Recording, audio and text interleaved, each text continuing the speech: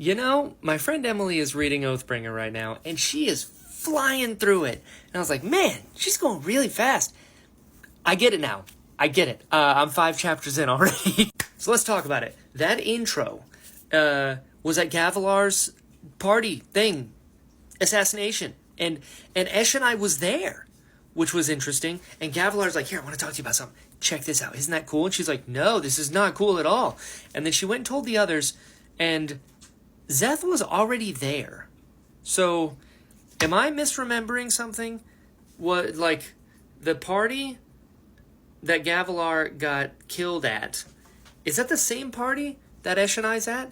And if that's the case, why was Szeth already there for them to, like, know that they were going to assassinate him at this party, which she just found out and then went and told them? Also at this party? Am I getting confused here? Also, how does Gavilar know Eshonai's name? How did he know about honor? Like, that's not common knowledge to most people, right? So I was real confused by that. Gavilar had this, like, dark sphere that, like, sucked in light. Did it suck in stormlight? Or, like, what was that? And he was, like, really excited to be like, hey, give it to them. They'll know, like, this is what we need to do. And she's like, oh, no. Gavilar was messing with some stuff that he probably shouldn't have been messing with, right? And it was described as, like, light from the King of Gods? There's a King of Gods? Is that... Yeah, I'm confused. But then we get a chapter where Dalinar, he's able to, like, replay his visions, which is incredibly helpful. Glad that he can do that now that he's bonded with Stormfather. But, so he saw this champion of the enemy.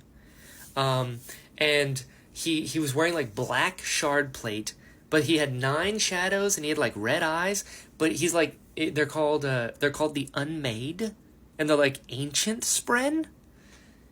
Yikes. That was pretty nuts. And it was like, ooh. Just, it's that, you know, that anime moment that we've seen where it's like one person looks at the other, but black shard plate, red eyes, looking at Dalinar, and then like, yeah, that's the Unmade. That's not good. That's who's in that storm coming for you. So unite them, cause oof. And then it cuts to Dalinar finding out that Sadeas was murdered, and they're in this room and they're all looking at Sadeas's body, and everyone is just like, I mean, good riddance, right? Which is, listen, don't live a life in a way that when you're dead, everyone around you is like, yeah, we're probably better off. That did make me laugh, though. And then, so, Bridge 4, they're Windrunner Squires, because Kaladin is a Windrunner, like a Radiant, and there's, like, Radiant Apprentices, but they lose their powers when their, like, Radiant is gone. So, Kaladin dipping to go save his parents, they don't have their powers anymore. And Lopin has a full arm now, which is pretty great. So that's a thing. Dalinar mentioned that he's descended from the Sunmaker? What is that? And then we get a flashback from Dalinar, which I think is my first, like, meeting the Blackthorn. And I was very surprised to learn that he didn't have any shards. And he's, like, rushing into battle and, like, loving it like a monster. And he's got his, like, commandos, his, like, elites. They're like, they don't give a shit. That's, like, his close team, and they're just breaking battle lines. And, like, I mean, this other Bright Lord almost got him. And this scene of Dalinar, like, just fighting through the lines, like, basically by himself. Like, he's got his pals, but he's just handling business left and right. Reminded me a lot of Robert Baratheon from Game of Thrones, like, in his prime, you know? Like, the Devil of the Trident kind of stuff. Really reminded me of that. Like, got his nose broken, got his helm, like, crushed in, and then, ooh, like, Dalinar was ruthless. He's like, yeah, get some hostages, you know, we're gonna pillage the place. I was like, oh, dude, that's gnarly. And then Sadeas was like, oh, we were gonna take these women hostage. I was gonna have a good time tonight. Yikes. No wonder he's dead, and people were like, probably best. But Dalinar, while he's there, this archer is like shooting him from forever away, and he gets him twice. He catches up to him, and then he's like, hey, you should join my team. You are very good at this. And he's like, what? No. And he's like, save my prince. He goes, oh, shit, yeah, we already killed him. So you should join my team because you're really good at what you do. He's like, we're enemies, dude. He goes, yeah, sure, totally. Listen, you're good. Join the team. That's nuts. But I was also very surprised to learn that Sadeas had shards before Dalinar. And he's like, yeah, we need to get you some shards because you're making us shard bearers look bad by doing all this stuff without shards. So that was surprising. And then, after that, Dalinar and Navani getting a little steamy, getting a little up in here. And then Dalinar's like, no, I want to do this right. Let's figure it out. And then he gets married by the Stormfather, which is pretty cool. But then an Ardent came and was like, Dalinar, what are you doing? You can't be saying God's dead. He goes, but he is. They're like, don't say that. So he slightly mentioned, he told Navani the truth about his wife, which was surprising and cool. That he's like, hey, I don't remember her at all, and I can't hear her name, and like, it's nuts. He did say that he remembered that, like, I guess someone took his wife, and then he went on, like, a vengeance tour, which is crazy, which makes me wonder about the timeline, because obviously Adolin and Renarin were born because their mom, but Dalinar, like, was he... Adolin didn't know the Blackthorn, so maybe I'm wondering if, like, Dalinar just made so many enemies when he was the Blackthorn that they waited until he had, like, a loving family and then took his wife. Because maybe they, like, lost their wife because of Dalinar. I got a strong feeling that the reason Dalinar's wife died was his fault. And so that's pretty interesting. I'm interested to know, because he said he knows his curse and his boon. Like, they can't be the same thing, right? Very interesting. Very interesting. Also, on top of that, Kadash, the Ardent, who I guess used to be, like, on Dalinar's team, he was like, I was there, Dalinar. But he didn't give any information as to what there is, like, what the event was. But he's like, no, I respect who you're becoming. I think it's a good thing. But I was there, dude. I was like, what does that mean? So I don't know, but listen, I'm 5 chapters in, and I am loving it. It's all Dalinar. This is the best. But also, terrifies me, because is something going to happen to Dalinar? I really don't want it to happen to Dalinar. On top of that, on top of all of this, the preludes, or not the preludes, the epigraphs are like lines, but it's from Oathbringer. But Oathbringer is Dalinar's shard blade that he no longer has. But it sounds like it's from a book called Oathbringer. So, did Dalinar learn to read and write and is writing a book called Oathbringer? Or did Dalinar read this book and then named his sword after it? Or did the sword already have the name? I don't know what that's about, but I am very interested to find out. So I'm a little more than halfway through chapter 8, and Kaladin made it home. He made it home. Nobody recognized him right away, which was pretty great. His dad looking at him and saying, my son is alive, teared me up a little bit. And then immediately, Rashon showed up, and he's like, would you get in trouble for, like, disrespecting a Light Eyes? And he's like, yeah, and punched him in the face. Incredible. I love it. And the fact that he said, that was for my friend Moash. That's good. Moash literally tried to kill him in the last week. And, doesn't matter. Whatever you need, Cal. Honestly, he's lucky that Cal realized he has to take his oath seriously now. Because Rashon deserves much worse. Though these epigraphs are, like, really worrying me. One, because I'm still trying to figure out the Oathbringer kind of thing. Like, I understand Way of Kings is a book. I understand Words of Radiance is also a book. And I'm assuming that Oathbringer is also a book in the universe.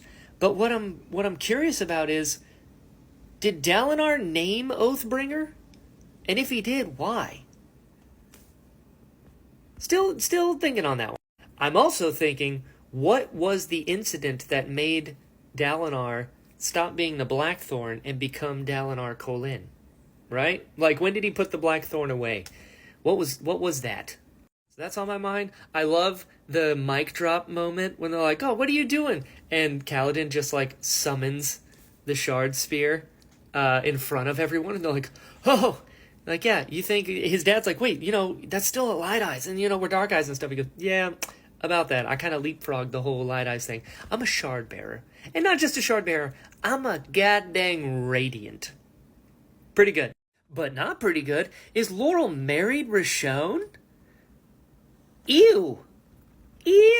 And now, like, I understand it's been some time, and she's had to do what she needed to do to survive, and she just became this new person. With Rashone, like, bleh.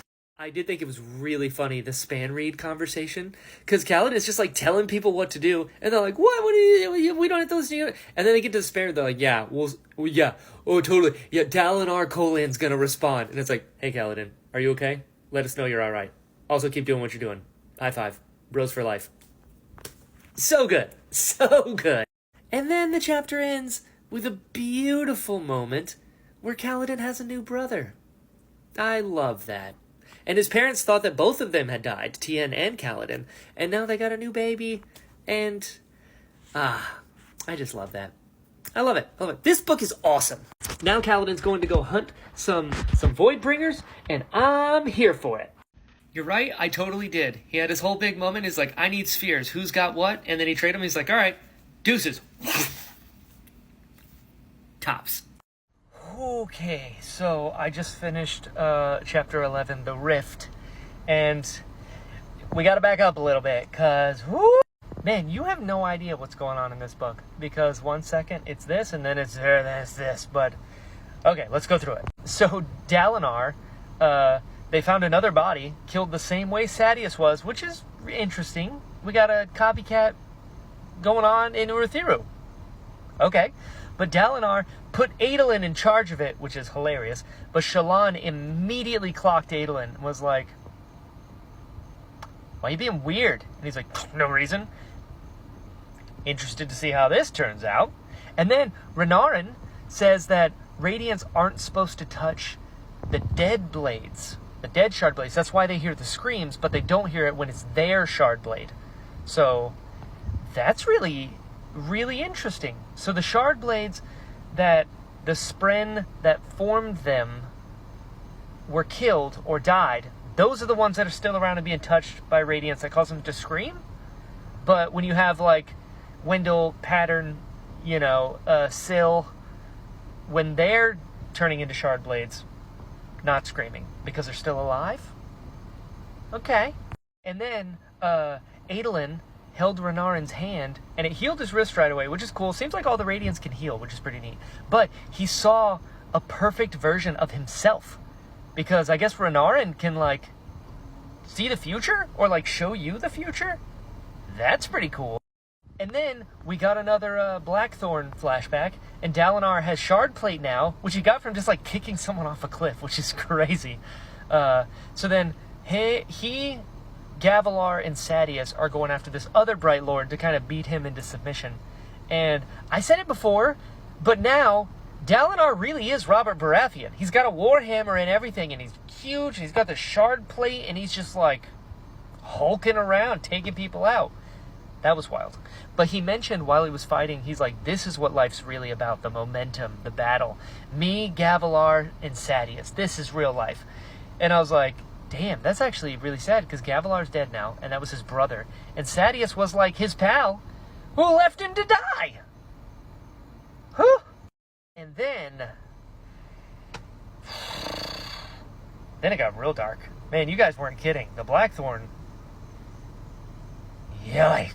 Like, he's battling this other Bright Lord, and he, like, gets on top of him, and then his men jump at him, and he's able to get away, and Dalinar just, like, kicks down his door, and his son, who's like a little kid, like, holds the shard blade up against him, and he's like, "We fight monsters!" And Dalinar's just like, "Not this one, you don't."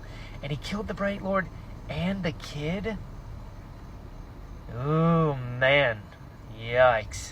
And then after the battle, he's just like sitting on the edge, and he's got the blade across his lap. And that blade is Oathbringer, and Oathbringer belonged to the Sunmaker.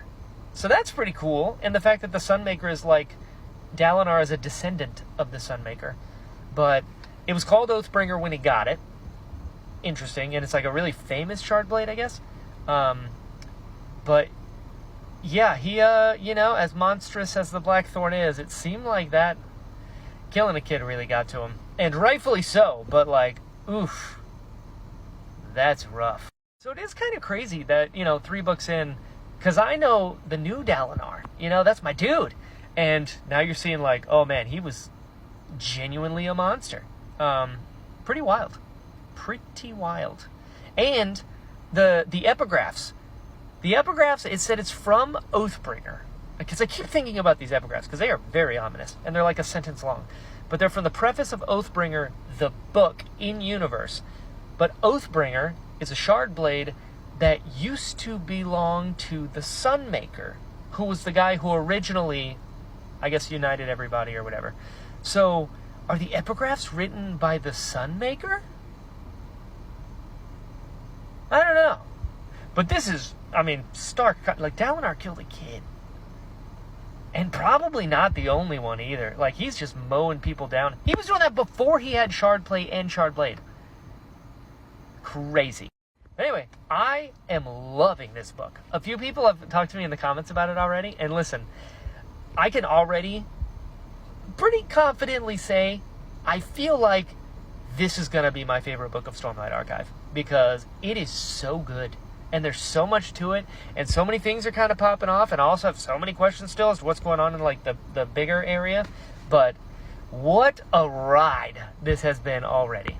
Listen, I don't know if it's because I've read Game of Thrones so much, or because I've been watching anime my whole life, but I've been getting so much Dalinar so far in this book, which I love, but now I'm starting to get suspicious. If anything happens to Dalinar, I'm going to be so upset.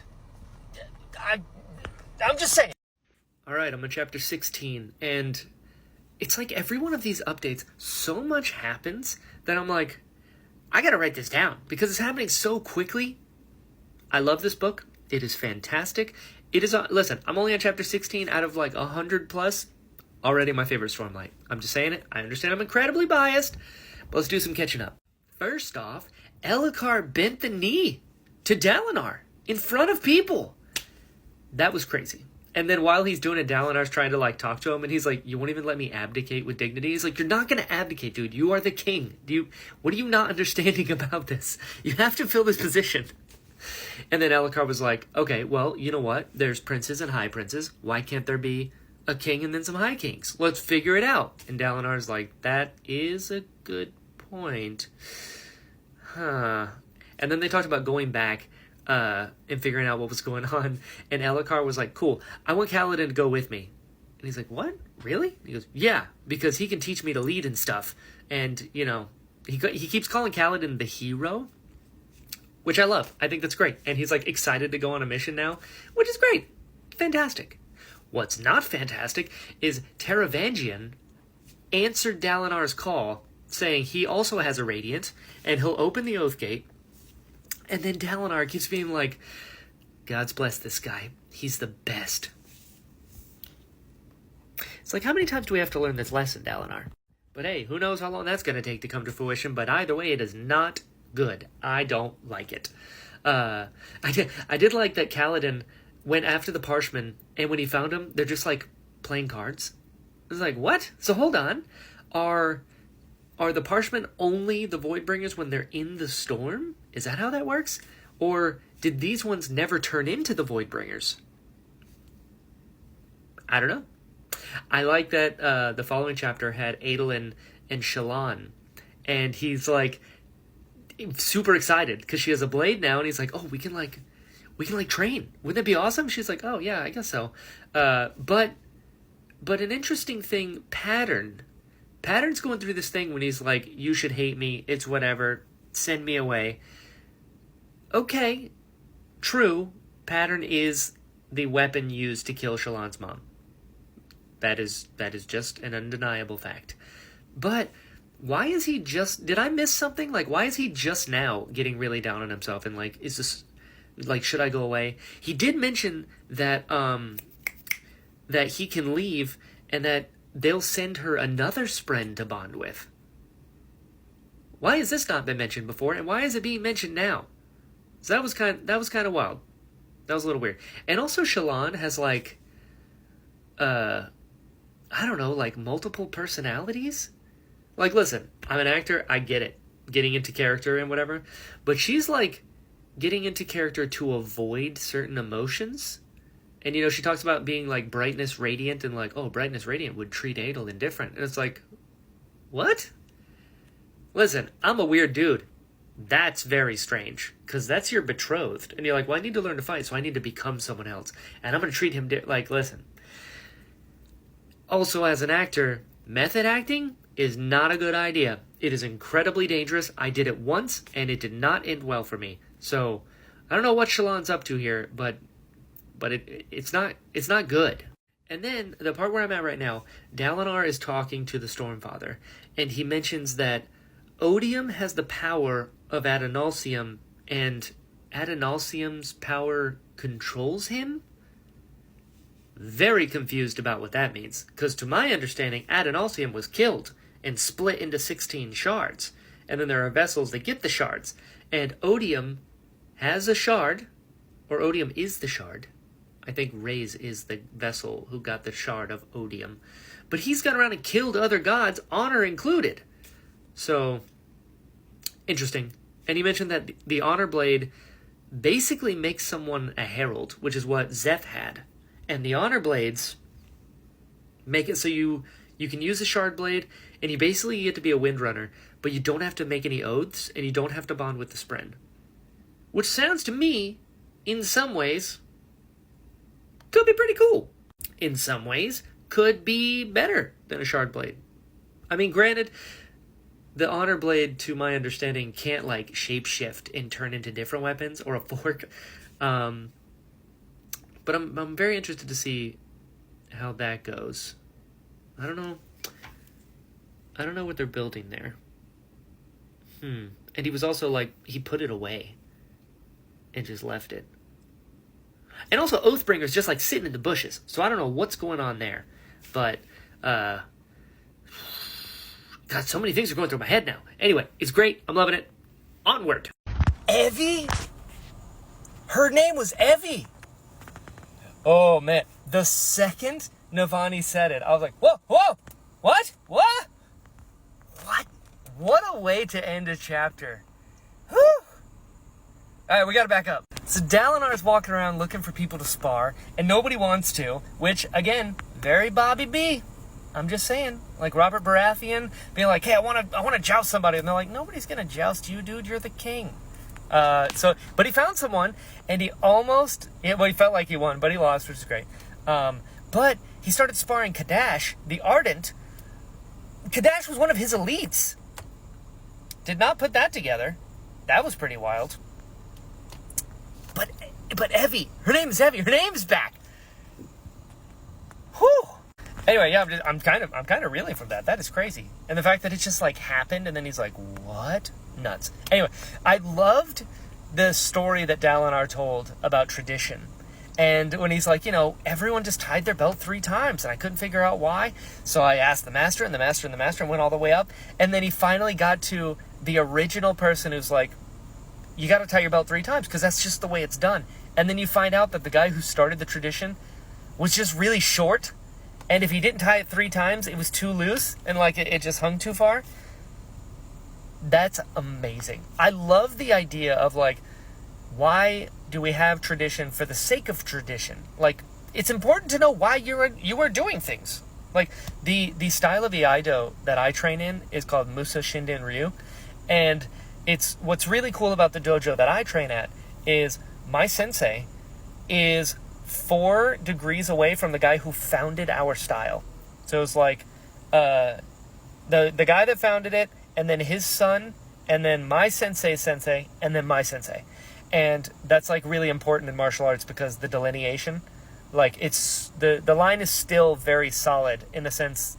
What I'm trying to say is, when you have a martial art and somebody learns a martial art and then they become a sensei and they open their own schools, sometimes they'll change the style a little bit, or they'll change the katas a little bit to further suit them. So like if their knee doesn't bend that way, sometimes they'll change the move a little bit so that it goes that way.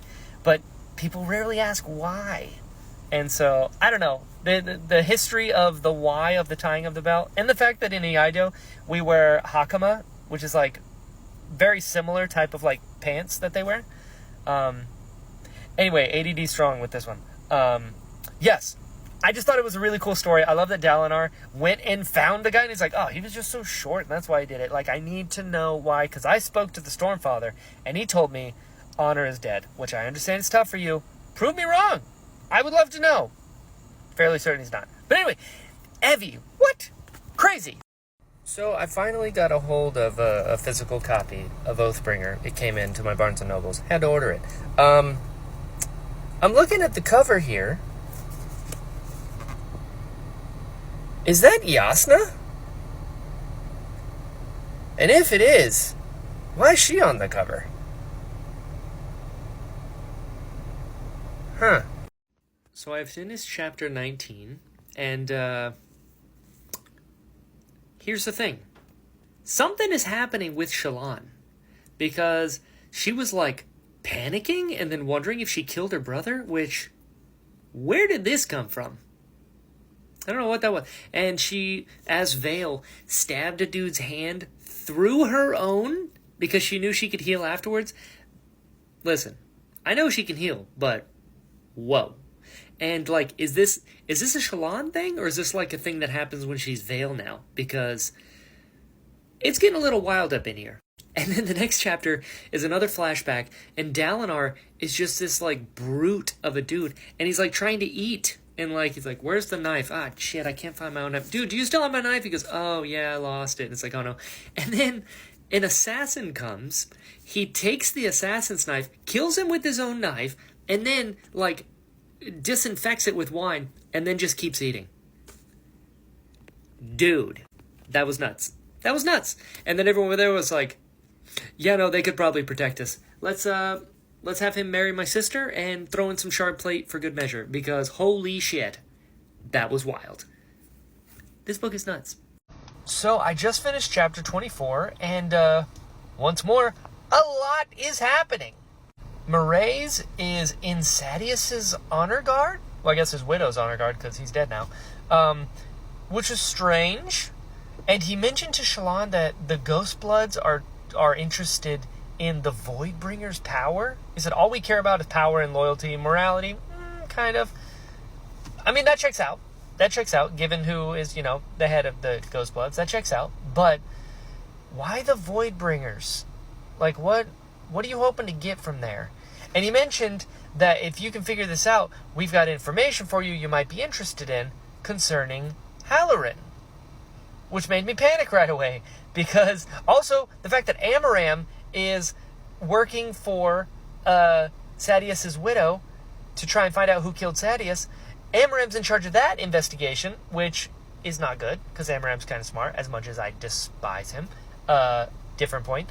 But, so he said that he has information about Halloran, that he would trade her for information on, the Voidbringers and shit. And do they know where Halloran got his shard blade? Because Shallan doesn't. Do they know how he ended up in that army fighting Amaram's forces? Or most importantly, do they know that Kaladin is the one that killed him? Because if they do and they tell her, oof. And then Kaladin meets another Spren who's like yellow, and she says pretty much like, would you be down to fight for us? What does that mean? Because I assumed, or originally, because they said there was a Void Spren kind of following the Parshmen. So I don't think that's a Void Spren. But does Syl know about her? Is Syl a part of this? How? Who? Why? And then in the Dalinar chapter, Taravangian shows up, and he has his Radiant, and she's a Dust Caller. Whatever that is. And at one point, he showed up, and he's having like a dumb day, which is hilarious. And he's like looking at the elevator and be like, whoa, this is crazy. And they're like, oh my god. And Dalinar's like, I'm dense. That man's become an idiot. Which is so good. It's so good. But at the end, Dalinar starts talking about how the other king was like, we don't care about you. You're not the real king. Swear fealty to us, all that shit. Dalinar was like, listen, I conquered kingdoms before for the betterment of my specific kingdom. If I had to save Roshar, maybe I could conquer the whole world. And I'm like, dude, don't do it. I understand that mindset though, because growing up, you know, there's that saying, you know, you can lead a horse to water, but you can't make it drink. Growing up, I used to say, I disagree, because the objective is to get water into the horse, right? Because otherwise, it's going to die. You can kind of almost drown the horse. It's going to hate you for it, but it will be alive to do so. And is that not a good way to be? Probably. Is it effective? Also probably. So I understand this mindset Dalinar has, but I don't think it's a good idea because, so much could go wrong. So much could go wrong. This is kind of stressful. Okay. You guys were right. I just finished chapter 26, which is called Blackthorn Unleashed, and not good. Not good. It is amazing to see Dalinar, like, who he's become, because to be so full of bloodlust that you murdered your own men, and then you were going to murder your own brother just because you think he's weak, and then to stop and be like, holy shit, what am I doing? Like, good thing that he came to, but yikes. Literally left an entire, like, battlefield covered in bodies and didn't even realize he'd done it because he was just, like, in the bloodlust. Now that I've seen it, not Robert Baratheon at all. This dude's more like the Mountain, and the Mountain is the most horrible, despicable monster in fiction, probably. Now, I'm not saying that Dalinar is that, but I am saying that he is capable of the same level of violence. And yikes.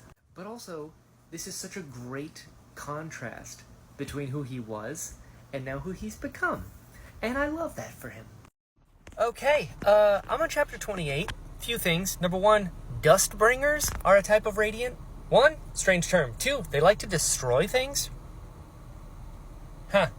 Strange.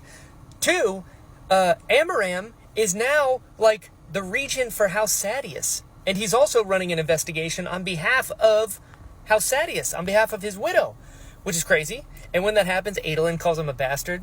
Love that. Fantastic. But then Adolin tells Shallan that it was Kaladin who killed her brother. Oh, no! I'm on chapter 31. A lot has happened.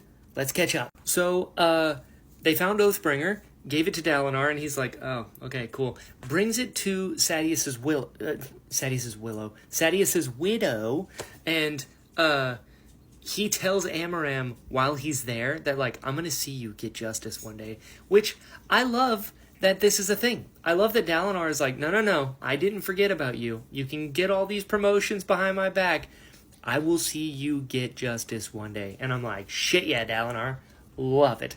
And then Amaram calls him a hypocrite, and I was like, ooh, oh no. He's like, you murdered defenseless people. And I was like, oh no, now that I know a little more about the Blackthorn, it is it's amazing to see how far he's come, but also it's like, ooh, damn, I kind of see how he, to other people, doesn't really have a leg to stand on when it comes to, you know, being honorable, because, well, he was kind of pretty dishonorable there for a while. It's like, but he's a new man. Come on, guys. But so that happened, and the Stormfather told Dalinar that now that he's a bondsmith, I guess, the Stormfather can show visions to anybody, and Dalinar can show up in their visions, which is pretty cool. That is really cool. And then we get a Shallan chapter, and she's chasing this, like, thing, and then they find a library, everything's destroyed, and I immediately was like, destroyed? You mean like Dustbringer destroyed that I just learned about? It's like, well, no, it could just be just destroyed. But they find an unmade, which is, you know, evil ancient Spren that I guess worked for Odium or something. Ray Shafir, the Midnight Mother, which the fact that there's multiple names just makes it terrifying. You're like this ancient thing. And it can like turn into like shadow selves of the people, and Bridge 4 is like, let's do this. I love that Bridge 4 jumps right into action, and they're like, yeah, this is what we do. Smoke monster? Pfft, please. We're Bridge 4. I love that. And then Shallan gets her badass moment when she's like, your imitation is pathetic. Let me show you how it's done. And then she uses like shadow clone jutsu out of nowhere and just like creates all these different versions of herself. And she's able to cut a path. Well, Bridge 4 and everyone in Adolin and Renarin help her cut a path to her. And she uses her safe hand and touches it. Somebody remind me if I don't know already. If I don't know already, don't tell me. But if I do, safe hand. What is this safe hand thing? It's mentioned over and over and over and over, and it seems like all women have a safe hand that they normally keep gloved. Why is it called a safe hand? And what? And then when Shallan is like safe handing the Ray Shafir Midnight Mother, the Ray Shafir is terrified of Shallan because Shallan reminds her of like a previous master or someone she was bonded with, I guess. Who was that? That's a question I got. Why are they no longer bonded, assuming that they were bonded? Like, did they die? Did they try to kill her? What is going on there? I have a lot of questions there. But then she leaves, and they're like, don't worry about it. And there's a shit ton of treasure. Just like thousands of gems. The plot is thickening. All right, I have finished part one. And Kaladin fought a high storm to protect Parshman, which is pretty cool. But he can fight high storms now. So, I feel like that was a tiny thing that happened, but it's actually a really big thing that happened. And I don't know why I feel that way, but the instinctual alarms are going off pretty big on that one. And the Stormfather's like, I'm what's left over from a god. And Kaladin's like, nah, you're a Spren. Now get out of the way. That was pretty wild. And then Shallan's going through a thing, and she's talking about like the Ray Shafir and like Midnight Mother and all this stuff. And then they're like, hey, somebody's back. And she's like, yeah, it's probably Kaladin. It's Yasna! Yasna's back, which I love. But then we immediately go into some interludes. So like, Brandon, why do you do this? So I finished the interludes. The first one, okay, there's a lighthouse. Cool. Second one, Illista called the Bright Lord a whore. That was pretty great. But the third one, with Venli, she found Eshonai's body. So Eshonai did die. She didn't die from the fall, though. So Adolin straight up headbutting her, and then her falling into the chasm. Apparently she drowned in the high storm waters, which is pretty wild. Like, for someone like her, this like massive warrior just like got stuck in a ditch. Damn. But, so Venli's Spren, Ulim, is the Spren of redemption. And he said a lot of stuff that I was like, what? Hold on. He said that he mentioned leaders. He said we have leaders, like plural, which I was like, okay. Huh? And then he said that your ancestors, meaning the Parshendi ancestors, are the ones in charge? What is that about? And he's like, oh, sweet. The fact that he is a Spren sent by Odium is like, oh shit. But he's like, hey, let's go find your sister. And she's like, yeah, let's go find my sister. And he's like, great, she's still here. And she's dead. And they're like, oh, yeah, no, get the shard plate and the blade as well. He's like, that's what we're here for. Woo! Cold-blooded. Wild. And then a Spren came up from underneath Eshonai's body and then just like dipped. That feels important. Like, Like, I mean, it can't be. There's no way. It can't be. But what if it was like an anime, sort of Spirited Away kind of vibe, where like Eshonai died and she like became this Spren and then dipped?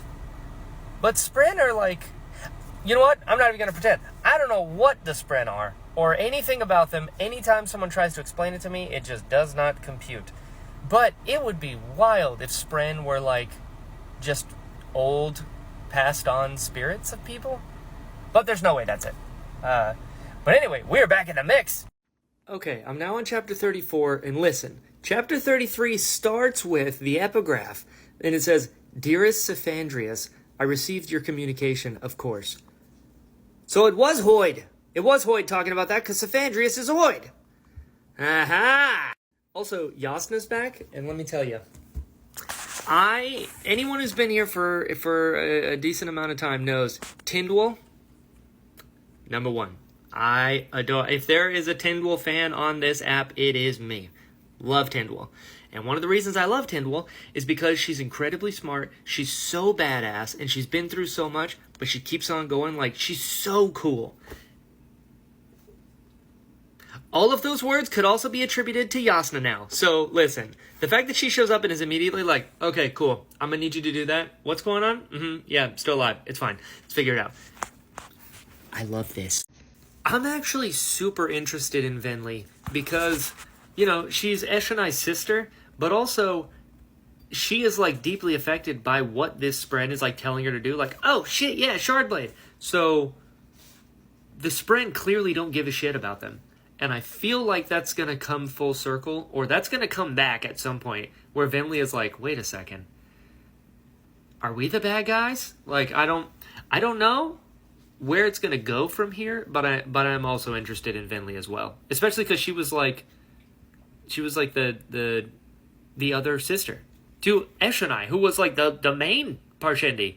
So, I don't know. This Voidbringer shit is getting intense. Alright, I'm on chapter 38, and, well, some things have happened. First and foremost, Dalinar can now go into Shadesmar and talk to people in their visions with the Stormfather, which is pretty wild. Kind of cool that he can, like, teleport his consciousness across the astral sea, basically. So that's how Yasna survived, I'm putting together, is when she got stabbed, she kind of moved herself into Shadesmar, and then she had to find a perpendicularity to come back. Still kind of confused on that, but that sounds about right. So that happened, and then she makes a lot of sense. I get it now that I've seen more glimpses of the Blackthorn, and from the outside, you're like, wait a second, so Dalinar took the crown, and he's gathering up an army, and they're going into the High Storm? Like, what is he doing? And then you get a span read that's like, you are cordially invited to talk. It makes sense now why she's like, something's up.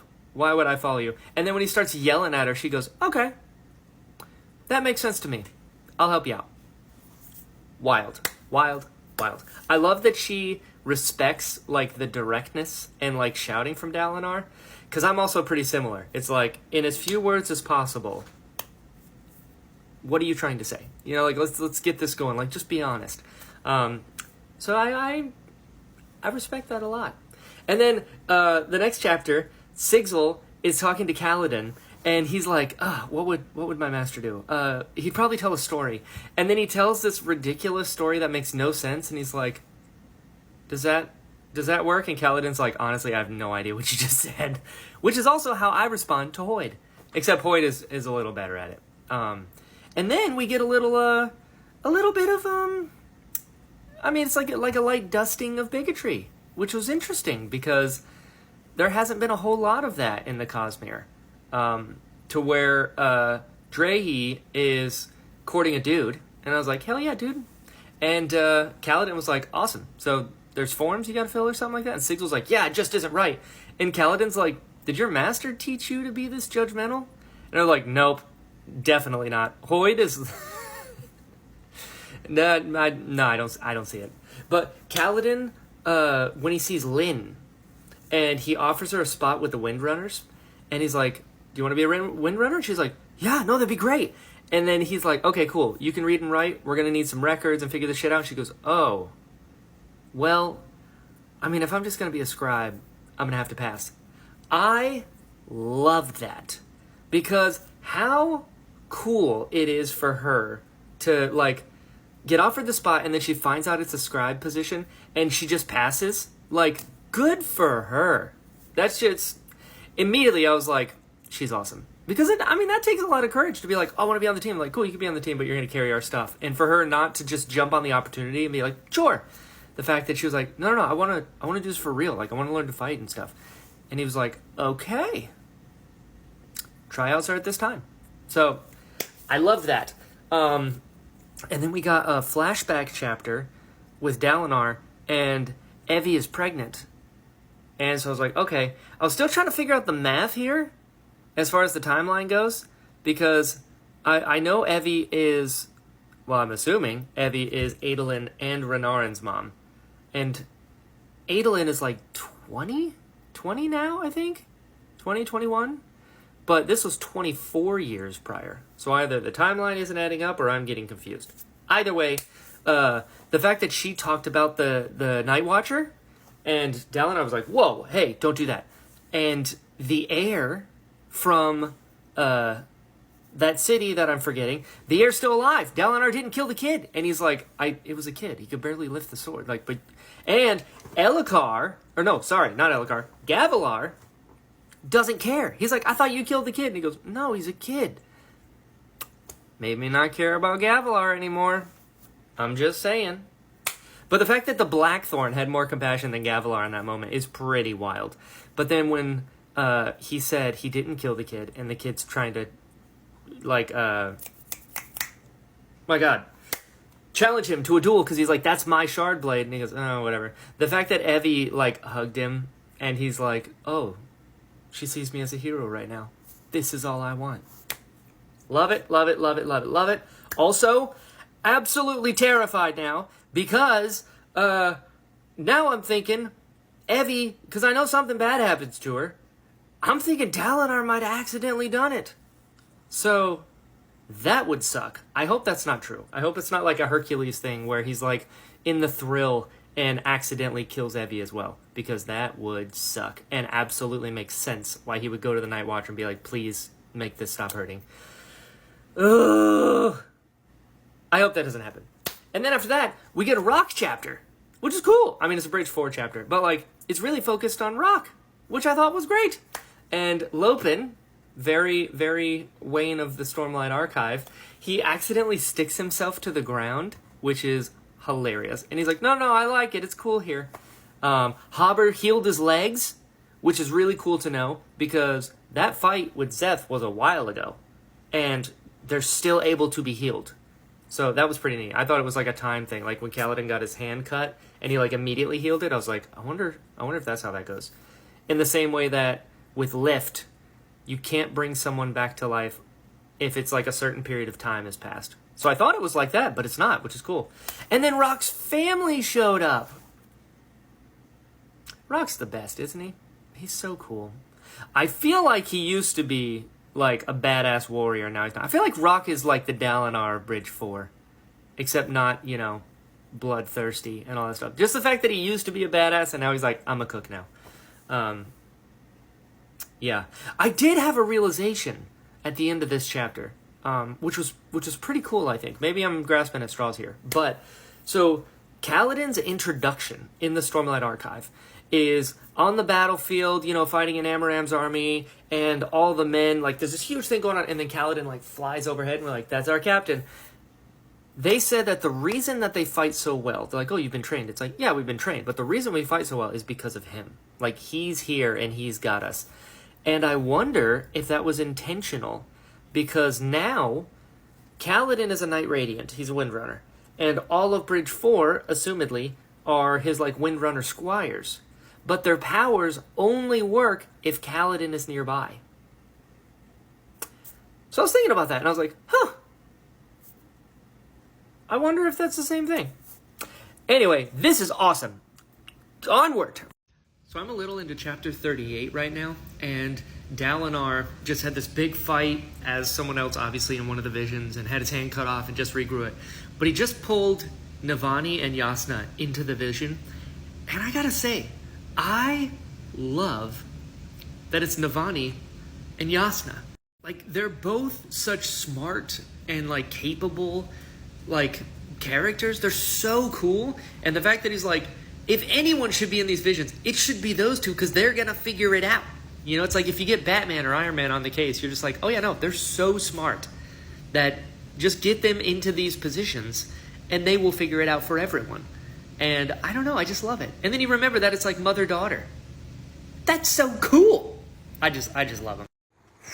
Still on chapter 38, but Yasna just said a line that immediately catapulted her to one of my favorite Stormlight characters.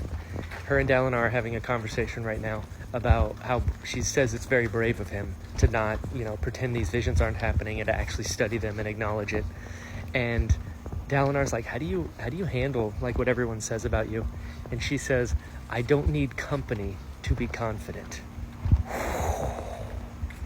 What a badass.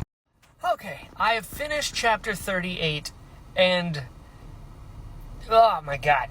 So the epigraph starts by saying, you had the chance to be more and refused it. And I'm fairly certain that the writer who is writing these epigraphs are writing it to Hoid, who is writing to him first.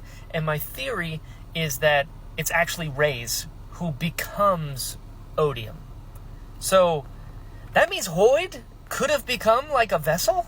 Or like it's also tripping me up because shards in Mistborn are so different than like shards in Stormlight, but they connect because it's all Cosmere. So it's like, oh, you could have became a shard. It's like, well, a vessel that's holding a shard, but there's also a shard blade and shard plate and shards of Adonalsium. It's so much. So there were ancient Spren that were killed, and they keep coming back into the bodies of Parshmen via the Everstorm, and Odium is behind this, and the Heralds trapped the Spren,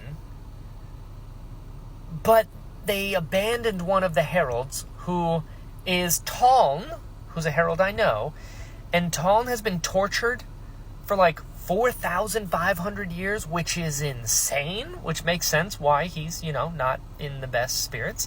But it's just,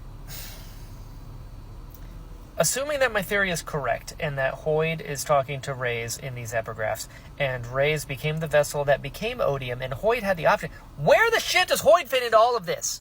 Anyway, so the Heralds all gave up their honor blades to trap Odium, thinking it would work, but it didn't work. Honor thought it was gonna, but it didn't. And one of the Heralds is responsible for the Voidbringers escaping. And the other 9 Heralds are still alive. They're out there somewhere. This is so much to take in.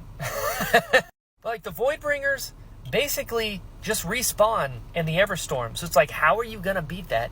And then Dalinar, well, the Stormfather was told Dalinar, like, I can't tell you all of the secrets because the Heralds found out, and that's what made them break their oaths. And if you find out, you're going to break your oath. So I'm not going to tell you. What am I supposed to do with that? What is it? What happened? What's the secret? So I just finished chapter 39, and, well, that last sentence there, Hellerin was an acolyte of the Skybreaker Radiance? What? That's kind of wild. So if he was an acolyte, that means he was learning under someone who was a Skybreaker, and they were fighting Amaram? Huh? Also, listen, I don't know if there's a list of, like, Cosmere baddies, I guess is what the kids are saying now, but Yasna's got to be, like, number 1, right? Because, whew, the meeting is happening, and Kaladin's like, we can't do that. And she's like, oh, really? How about this? And Kaladin's like, well, I guess it's a good point. And he's like, go hug Samil. She goes, I would, if you knew what you were doing. And I was like, oh, damn. We got a boss lady up in here. Love it, love it, love it.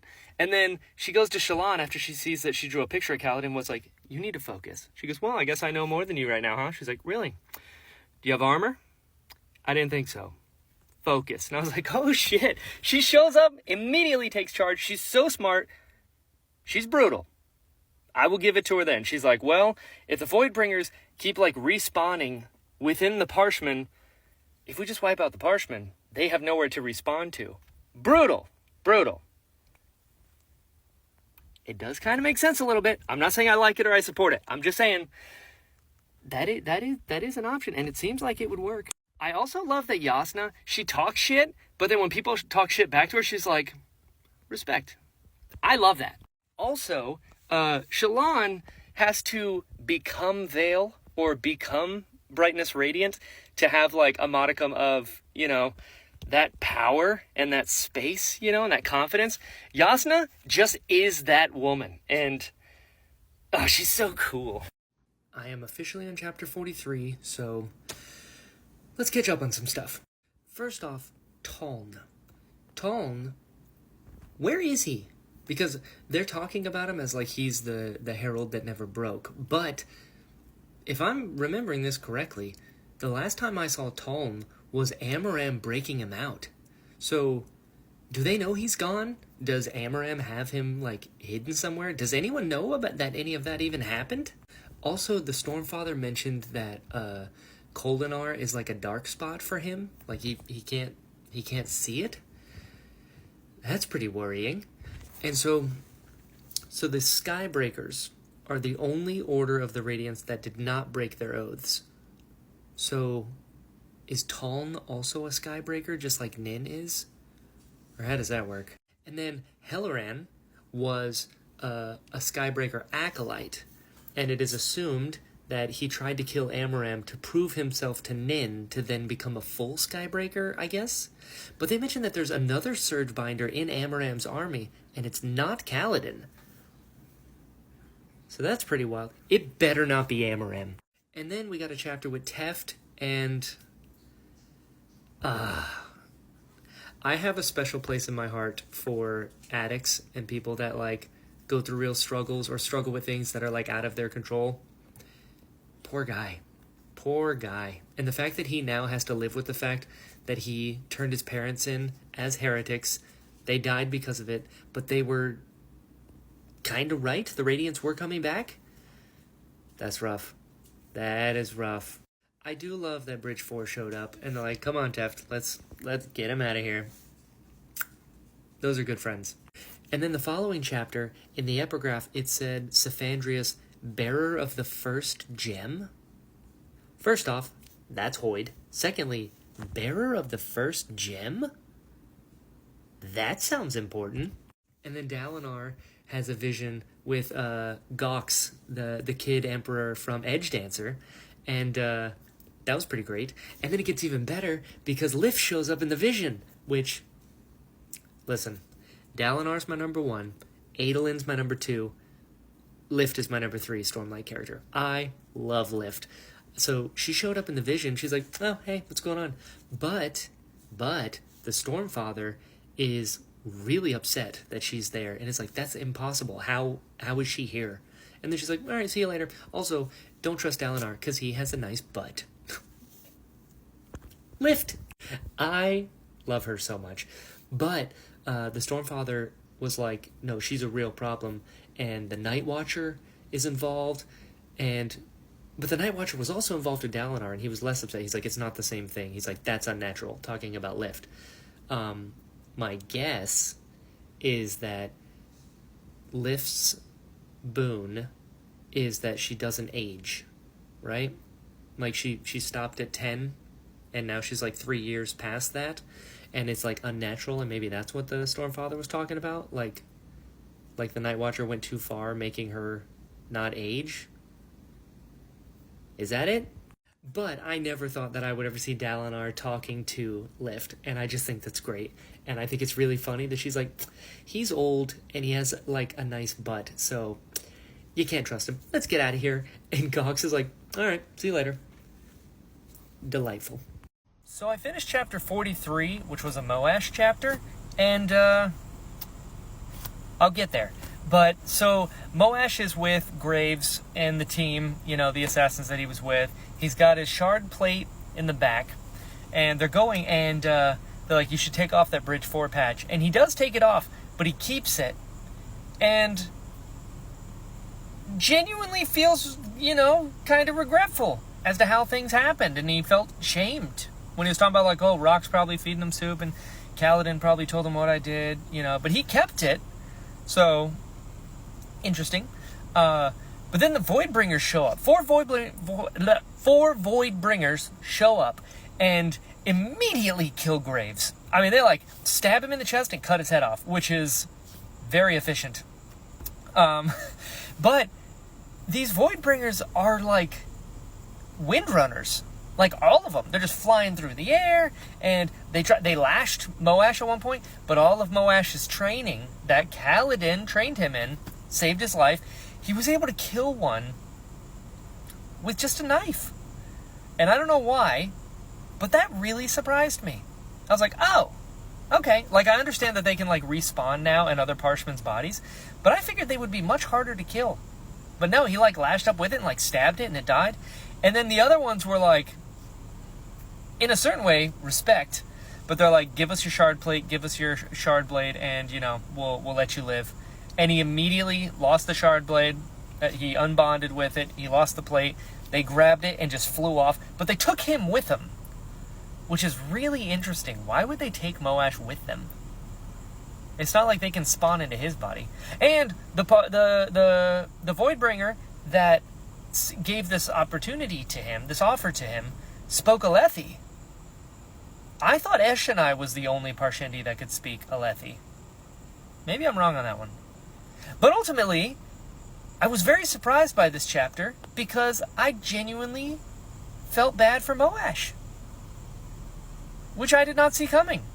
He really felt remorseful and had regrets and was like, shit, I messed up, which is very surprising. So, yeah, but now he's with them. They took him. They took him with them. So, I don't know where that's going to go, but that was pretty nuts.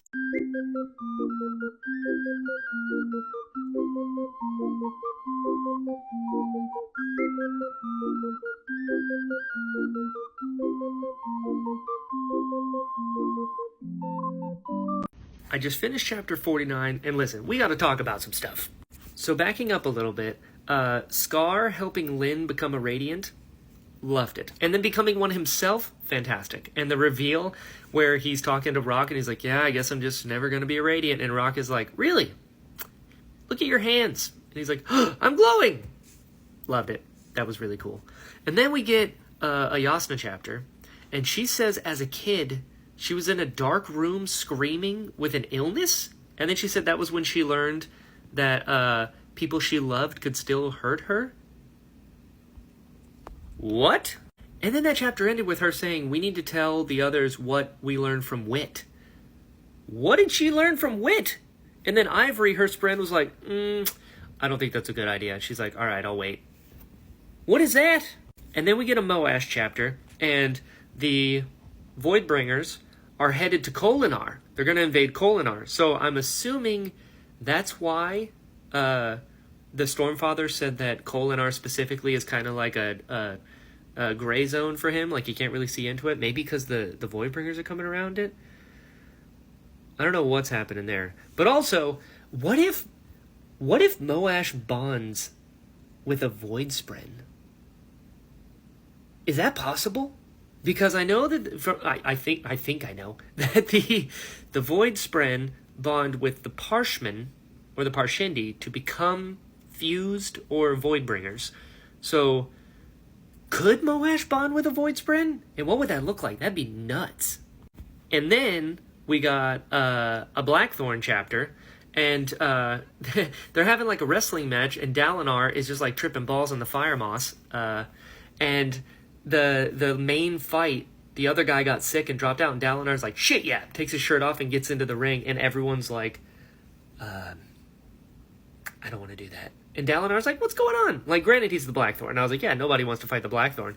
But then his buddy was like, hey, I don't know if you remember a few weeks back, but you got into a bar fight with multiple people, One had to get his arm removed, one got brain damage, and one is crippled. Oh. Listen, this thrill is like a real problem. It's really interesting because Dalinar himself is an incredibly capable warrior, obviously. And even when he's not in the thrill, he's having a good time. He likes the adrenaline. But when the thrill happens, he becomes the Blackthorn. But even he can't control it or doesn't know what it is, which is really, really interesting. And ever since he almost killed his brother, or he thought about killing his brother, he's like, shit, I gotta keep this stuff in check. Really interesting. And then we get a chapter where they mention that Adolin is born, which is just a beautiful moment. I love that. But then Gavilar shows up and he's like, hey, congrats on your kid, by the way, but we gotta send you back out because people think we're weak, and we are not. And Dalinar's just like, oh shit, okay, cool. But Dalinar mentioned Yasna's lunacy. So what was going on with Yasna? And how old is she at this point? Very curious. And speaking of very curious, I've been adding up these epigraphs, and there's some shit in here that I'm wondering about. So I'm going to go back to chapter 39 and go up to where I'm at. Listen to this. So 39, the epigraph says, no good can come of two shards setting in one location. It was agreed that we would not interfere with one another, and it disappoints me that so few of the shards have kept this original agreement. Very interesting. Who is that? And also, who's we? So then the next chapter says, as for Ulida, it was obvious from the onset that she was going to be a problem. Good riddance. Okay. So there was a shard that was going to be a problem. Good riddance. Good riddance. Glad she's gone, so she's not a shard anymore. Or maybe she was one of the ones that got killed by Odium? I don't know. And then it says, regardless, it is not your concern. You turned your back on divinity. If race becomes an issue, he will be dealt with. And so will you. Huh. Then the next one, Cephandrius, bearer of the first gem. You must know better than to approach us by relying upon presumption of past relationship. Cephandrius is Hoid. I mentioned this before. Bearer of the first gem. What does that mean? First shard? Or different? I don't know. But you know better than to approach us. Who's us? Interesting. And this says, you've spoken to one who cannot respond. We instead will take your communication to us, though we know not how you located us upon this world. Who's us? What world? Then it says, we are indeed intrigued, for we thought it well hidden, insignificant among our many realms. So they're operating across realms, whoever they are. Intrigued, we thought it was well hidden. What was well hidden? Then the next one, as the waves of the sea must continue to surge, so must our will continue resolute. Alone. Did you expect anything else from us? We need not suffer the interference of another. Race is contained, and we care not for his prison. So race, to my understanding, race is Odium. He's the guy who took the shard, Odium. That's my assumption. And then it says, indeed, we admire his initiative. Perhaps if you had approached the correct one of us with your plea, it would have found favorable audience. Okay. But we stand in the sea, pleased with our domains. Leave us alone. Okay. And then, I'm on chapter 50 now. And chapter 50, this is what kicked all of this shit off. We also instruct that you should not return to Obradai, whatever that is. We have claimed that world, and a new avatar of our being is beginning to manifest there. She is young yet, and, as a precaution, she has been instilled with an intense and overpowering dislike of you. Whoever this is, are they still talking to Hoid, Cephandrius, is my question. But it says, we've claimed that world, and our new avatar is beginning to manifest there. She's young, and as a precaution, she's been instilled with an intense and overpowering dislike of you. What does any of this mean? Okay, I'm now on chapter 54. We got some catching up to do. Buckle up. So, Kaladin is basically air traffic control for everybody. And they're flying, and he's, like, stopping and making people go, and then they're floating, and it's craziness. But they go to where Taln was, where Amaram brought him out. And Dalinar found the room, and he's like, well, those are definitely Shardblade cuts. And he tells Kaladin to go to Thalena to activate the Oath Gate because, what's her name? Queen Fen is now like, all right, I believe you. So Kaladin's like, cool, sounds good. I want to see what it's like to ride a high storm anyway. Then we got a Moash chapter, and Moash is a slave again with the Parshmen, and they basically put him on the front lines again. And he's like, well, this is ironic. Listen, what Moash did, very wrong. But it immediately backfired on him, and he's had a terrible time ever since, which I enjoy. Not bad. So then, also, Shallan gets a letter from the Ghostbloods, and they straight up say, listen, Ishna, not that important to us. You can kill her if you want. We'll cover up the body, don't worry. What?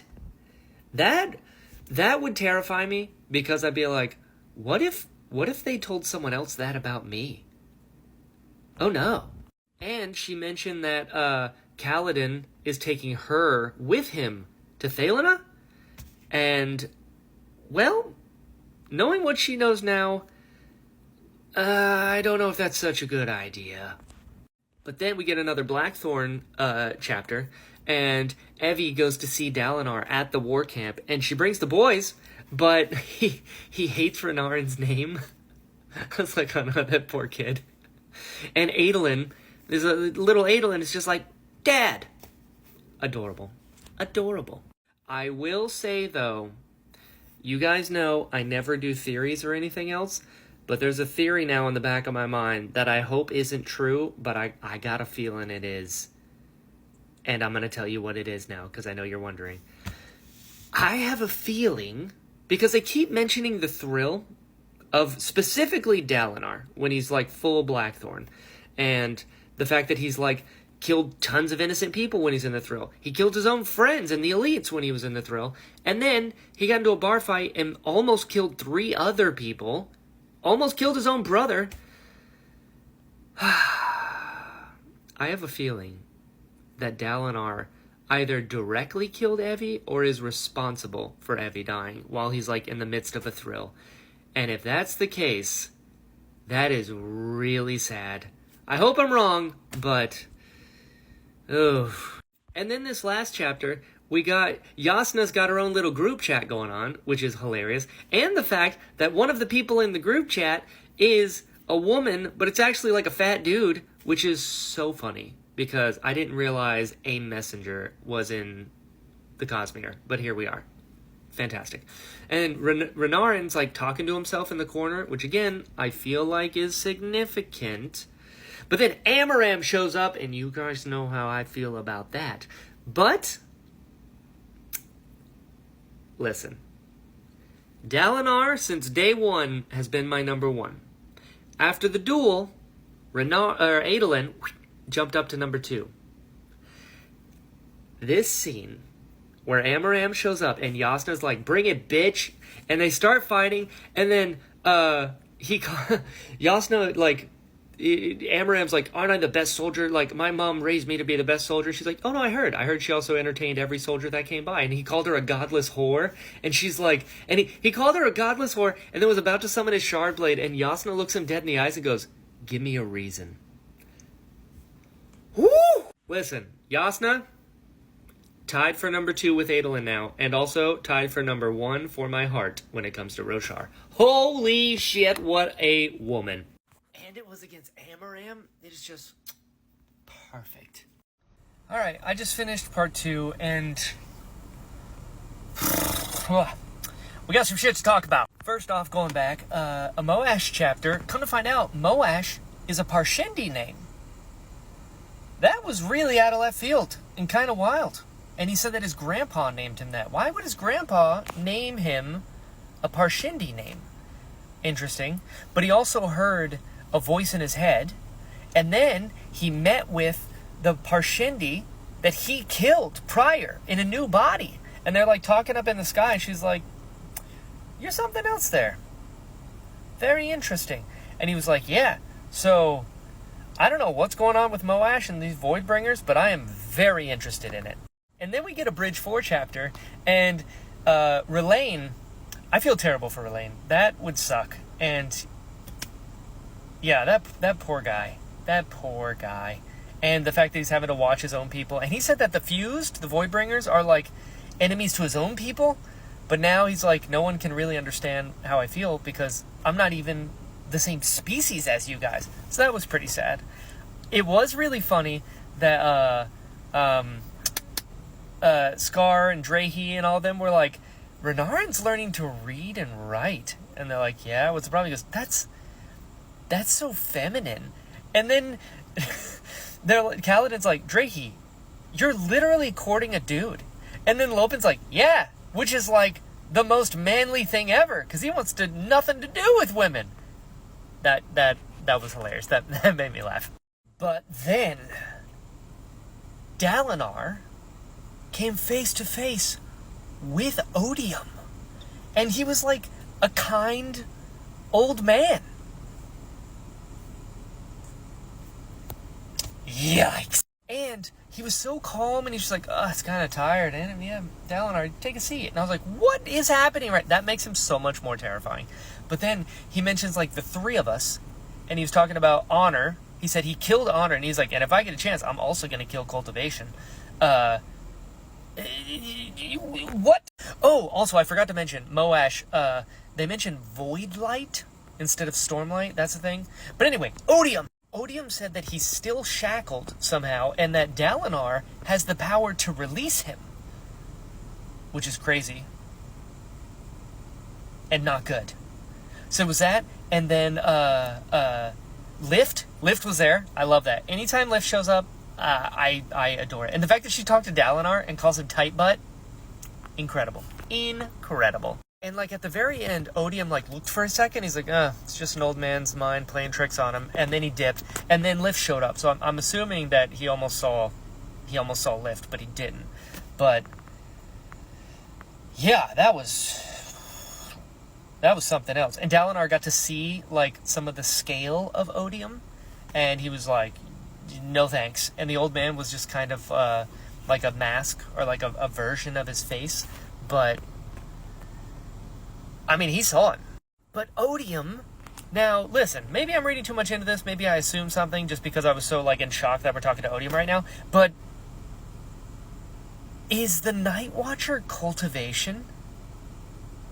Because that would be nuts. I'm pretty sure she is. Because he was like, you've met her before. And it's like, what? And he goes, yeah. And she's all messing with shit and whatever. So, what? So I just finished the Kaza interlude. And, okay, so this lady, she's got a soulcaster. And she uses it so much that she's turning into smoke herself. Like, currently dissipating. And then she's with this crew and they get to this island. And the cook poisoned all of them. And the cook was a sleepless because she turned into a bunch of Kremlings. That was pretty wild. Alright, I finished the interludes. And the Taravangian one was kind of funny because he was having a smart day. And he's like, quick, well, I'm smart. We had to do this. And was just like yelling at people. But his plan is to basically get Dalinar to step down. And so that he can be in charge. And then he's going to make a deal with Odium to, I guess, save his kingdom and to hell with everybody else. That's something. And then we got a Venli chapter. And that was also kind of wild because the Venli chapter, she's with like a bunch of friends. And all the friends in the Everstorm turn into Fused. But she doesn't. Wonder what that's about. And then she mentioned like, oh, you resisted. And then it's like, oh, you resisted like your sister. So Eshonai also resisted becoming a Fused. And listen, I'm getting confused. Because you got Parshman, Parshindi, Voidbringers, Fused, and probably other stuff that I'm forgetting. So I don't know what that's about, but yeah, that was something. But now we're back into it. I have finished chapter 64. let's catch up. So Dalinar gave Kaladin land because he's a bright lord, essentially. He's a light eyes with a shard blade, like kind of a big deal. But he has his own land now, so that's pretty cool. But then we go to Thalena, and the place is wrecked. It kind of reminds me a lot of Florida after a hurricane, where like just buildings are destroyed, and it looks like an Everstorm went through, which is wild. But Taravangian was there, and all of the people are like wounded and sick, and he's like weeping, and he's like, please let me just bring my surgeons here, and like we can help. And Dalinar's just like, what a gem. Okay, so listen, my question is, did he really mean that? Like, were those real tears, or was he just like manipulating them? Because we know he's not a nice guy. So I'm interested to see where that goes. And then Queen Fen is like giving them a tour, and her son is just being like a little shit. And then she's like, I gotta go handle some business. And then Dalinar's like, you want to do this? And just takes his shirt off and is like, yeah, let's do this. I love this. I love this. Because listen, some people, they don't understand anything outside of, a little bit of an Irish discussion. And I love that Dalinar's like, yeah, let's do this. You want to get some anger out? Come on now. And then he's like, you know what? Let's make it interesting. You're armed. I'm not. Let's see what happens. And then he lets himself get stabbed in the chest. I was like, oh, shit. He's going for it. And then her son is like, freaking out, and he's like, come here, and pulls like alerts from Lord of the Rings and just like pulls the sword in, and he's like, oh shit. Dalinar pulls it out, heals himself, and immediately is like, oh damn, I can't just be going around saying I'm stronger than everybody, can I? I love Dalinar so much. So then he hears a bunch of screaming saying unite us, and it's actually Spren that were like in the building, and he's able to like patch up the building, which is kind of cool. Didn't know he could do that. So he was able to do that. He called Renarin in because Renarin can heal people, which is pretty neat. So then the next chapter, Shallan and the team, she disguises everybody and she turns Adolin and Kaladin into old men and Elhokar into a woman. And she makes Kaladin like hideous to look at. Incredible. And I love that Michael Kramer, when he does the sort of old man Kaladin voice, I just loved it. And he's like, oh my, and he caught his reflection. He's like, oh God. She goes, yeah, pretty good, huh? Love it. But the Spren there and Kholinar are all like wrong. They're like distorted or like mutated Spren. And there's like a parade of people dressed as different kinds of Spren. That was kind of wild. And then apparently the fused are like collecting fabrials. Like if anyone uses a fabrial, the fused show up and they just take them. So I don't know what's going on with that. That's a little weird. And also, I don't know why, but Elhokar being like, hey, Kaladin, you need to get my family out of here if shit goes sideways. That makes me feel like Elhokar's not walking out of here.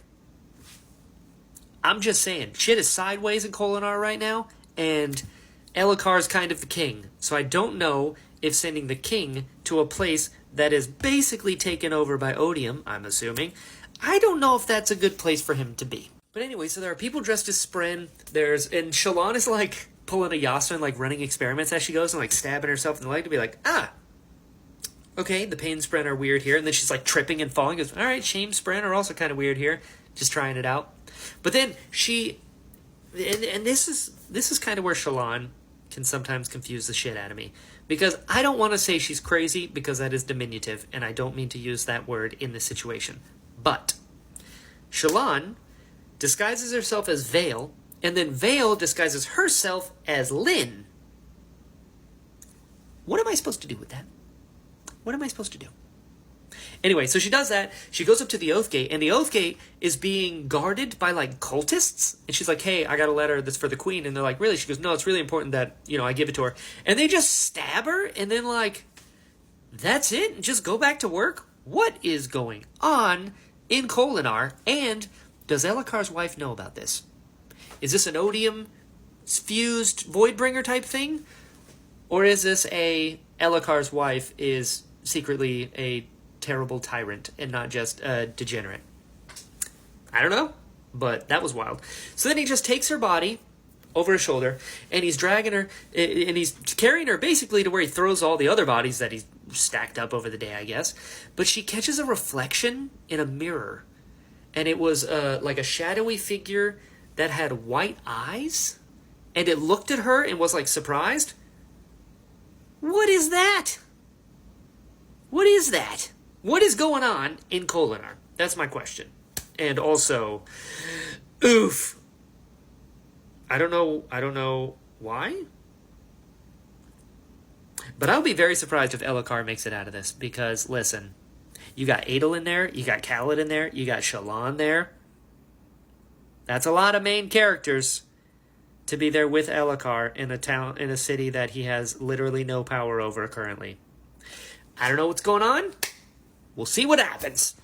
I finished chapter 65, and it ended with Dalinar remembering what happened to Evie, so I'm a little nervous about the next chapter. But I will say, I love Lift so much, and I love when her and Dalinar are together. There's something about the Blackthorn and this tiny little edge dancer girl who just wants food.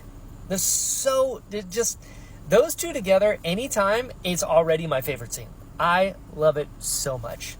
And the fact that she was like, you smell like that thing. And he's like, what? She's, the spren in the forest. And he's like, you know the Night Watcher? She's like, yeah. And then they just don't talk about it at all. And they're both just eating fruit out of a bowl. And it's like, oh. There's a weird, like, unspoken level to both of them where they both just, like, they kind of get each other on a level that's subconscious. And I love it. I love it. All right, finish the next chapter, and whew, okay. Got a little dicey there for a second. I don't know why I was scared, because, it's not like Dalinar is, like, angry at Evie. And listen, 7 years at war is a long time, especially for a woman who's not even from this country, and all the other women are being bitches to her, and, and then also Renarin kind of isn't getting any love or attention, and I imagine that's got to be tough if your husband is pretending like he only has one son. So, yeah, there's a lot going on there. But he did say after the rift, they'll go to Kholinar for at least a year, and she can kind of, get some peace. But in the last chapter, it ended with him saying something happened with Evie at the rift, so shit, what's gonna happen? Oh, no.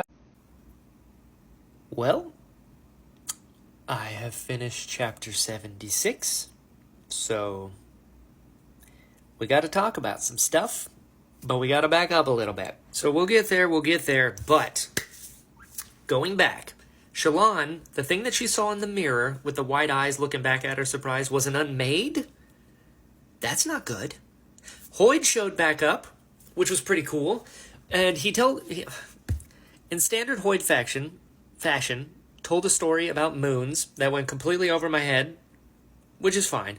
But there was a sealed jar in his pack that Shallan noticed, and he immediately covered it up. What's in there, Hoid? What you got in that little pack of yours? Some special pickles, maybe? I'm curious. But then she asked him if he was a herald, and he said that when the heralds were babes, he'd already lived dozens of lifetimes. And then he said the word old is used for, shoes. He's something else entirely. I have said this before. Hoid is not just a guy. He says, oh, I'm just a man. No, he's not. He just said that he's significantly lifetimes older than heralds that are thousands of years old. So, I'm just saying.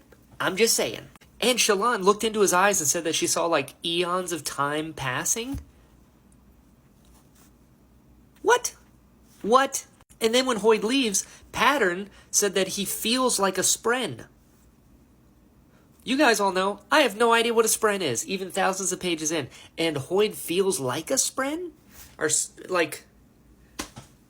okay, what do I do with this? So then, flash forward, Kaladin does a lashing on a rock, and then Spren starts screaming, and then Fuse showed up, which was kind of wild. So, the Spren here in Kholinar are working for the fused, which are doing Odium's bidding. That's my assumption as to what's going on here, which is really interesting. I do love that Scar and Drahe are like pals with Adolin. It's just a fun little thing that I love. Like those three, because they saved Adolin from going over the chasm, that he's like, yeah, he got us some like really nice wine, and now we're just like drinking buddies. Like, I love that. I love that. And then Adolin teaching Kaladin, like, hey, if you're going to be like a real warrior, you need to know how to use all kinds of weapons. And he's like, you should probably learn to use a sword. It's just a good idea. And I was like, I love this. I love this. Because Kaladin's a good fighter, but Adolin is like a duelist, you know? Like, put a weapon in his hand. Adolin is the weapon, which I love. And then I met Azure, who is actually a woman, which is really cool, and possibly a Radiant. I'm interested to see what kind of Radiant she is. And then in the following chapter, Shallan, she heard a voice in her head say, I am not your enemy? What is that? If it was anyone else, I'm like, okay, there's someone talking in her head. But she has so many personalities now that I'm like, shit, maybe she's saying it to herself. But no. It might be Odium, because Odium was like trying to pal around with Dalinar and was like, listen, hey, it's come take a seat, pal. And he's like, no. So maybe that was Odium. Maybe it was the Unmade. Maybe it was a Spren. Hell if I know. And then Dalinar meets with Tantalon, and Tantalon's like, hey, you've got a traitor in your midst. You should probably go and handle that. And it was a trap the whole time. And then Dalinar gets up, and he's like, oh, it's time to scorched earth this place. He's like, we're going after the men, we're going after the women, we're going after the children. I was like, holy shit. That's not good. But then Dalinar and Sadeas are talking to each other, and Sadeas says that he would rather cut out his own heart than betray Gavilar. Which, do I believe him? I don't know. Sadeas is like a straight up like sociopath. That dude does not give a shit about anything or anyone else. To the point where they get a bunch of oil and they get a bunch of, torches and shit, and they're like, all right, we're going to burn this whole place to the ground. And Sadeas was like, there's going to be, tens of thousands of people, but hey, we're going to save lives by quelling this rebellion right now. And, does not care at all. Damn. So then some messengers come up, and Dalinar's like, kill him, kills him, goes to what he thinks is a safe house, lights it on fire, hears screams as he walks away, and then he's like, okay, I think they got the message, and was like, we can let the rest of them go. And Sadeas was like, I don't think so. I think we need to really do this. Then there's a palace, and they see Tantalon, and he's running to go get his family, and Dalinar's like, I don't think so. And then Tantalon says that the safe house that he burned was actually a prison, and that Evie was in there, and that she had come there to try and plead for their lives. Which, here's the thing. Evie was a really good person. She was, from another kingdom that had different traditions and was having a really hard time with Dalinar. But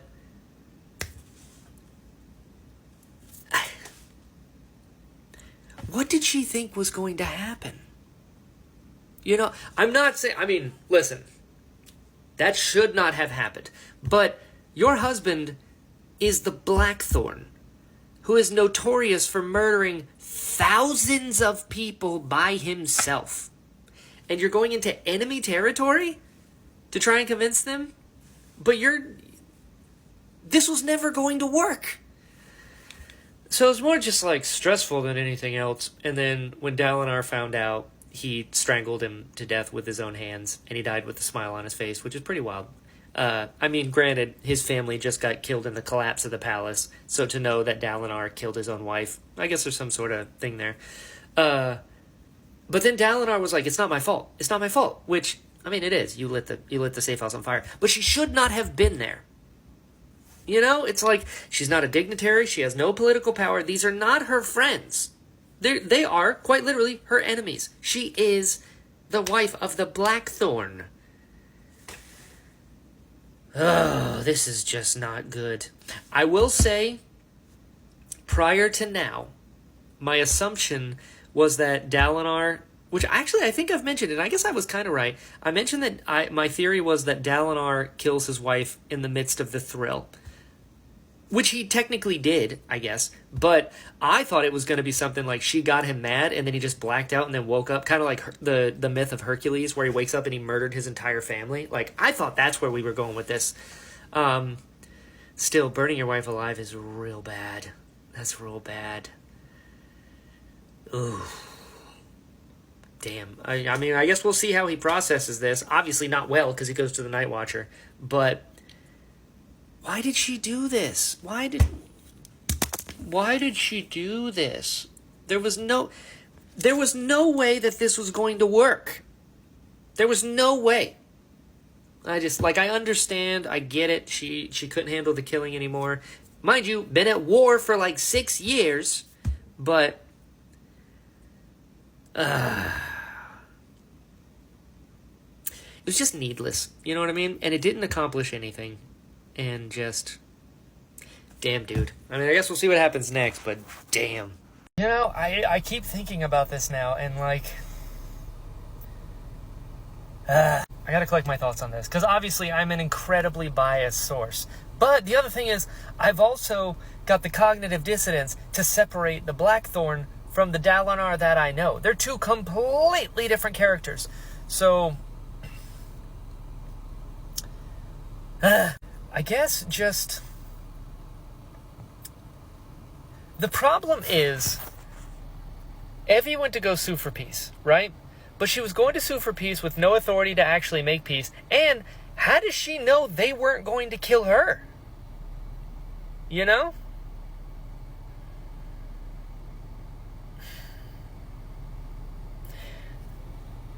It's just, I feel bad because she's a genuinely good, beautiful person. And this was such a, like, naive move. It's like, you've been with the Blackthorn for 6 years at war. You know what he does. You've talked about how he becomes an animal, right?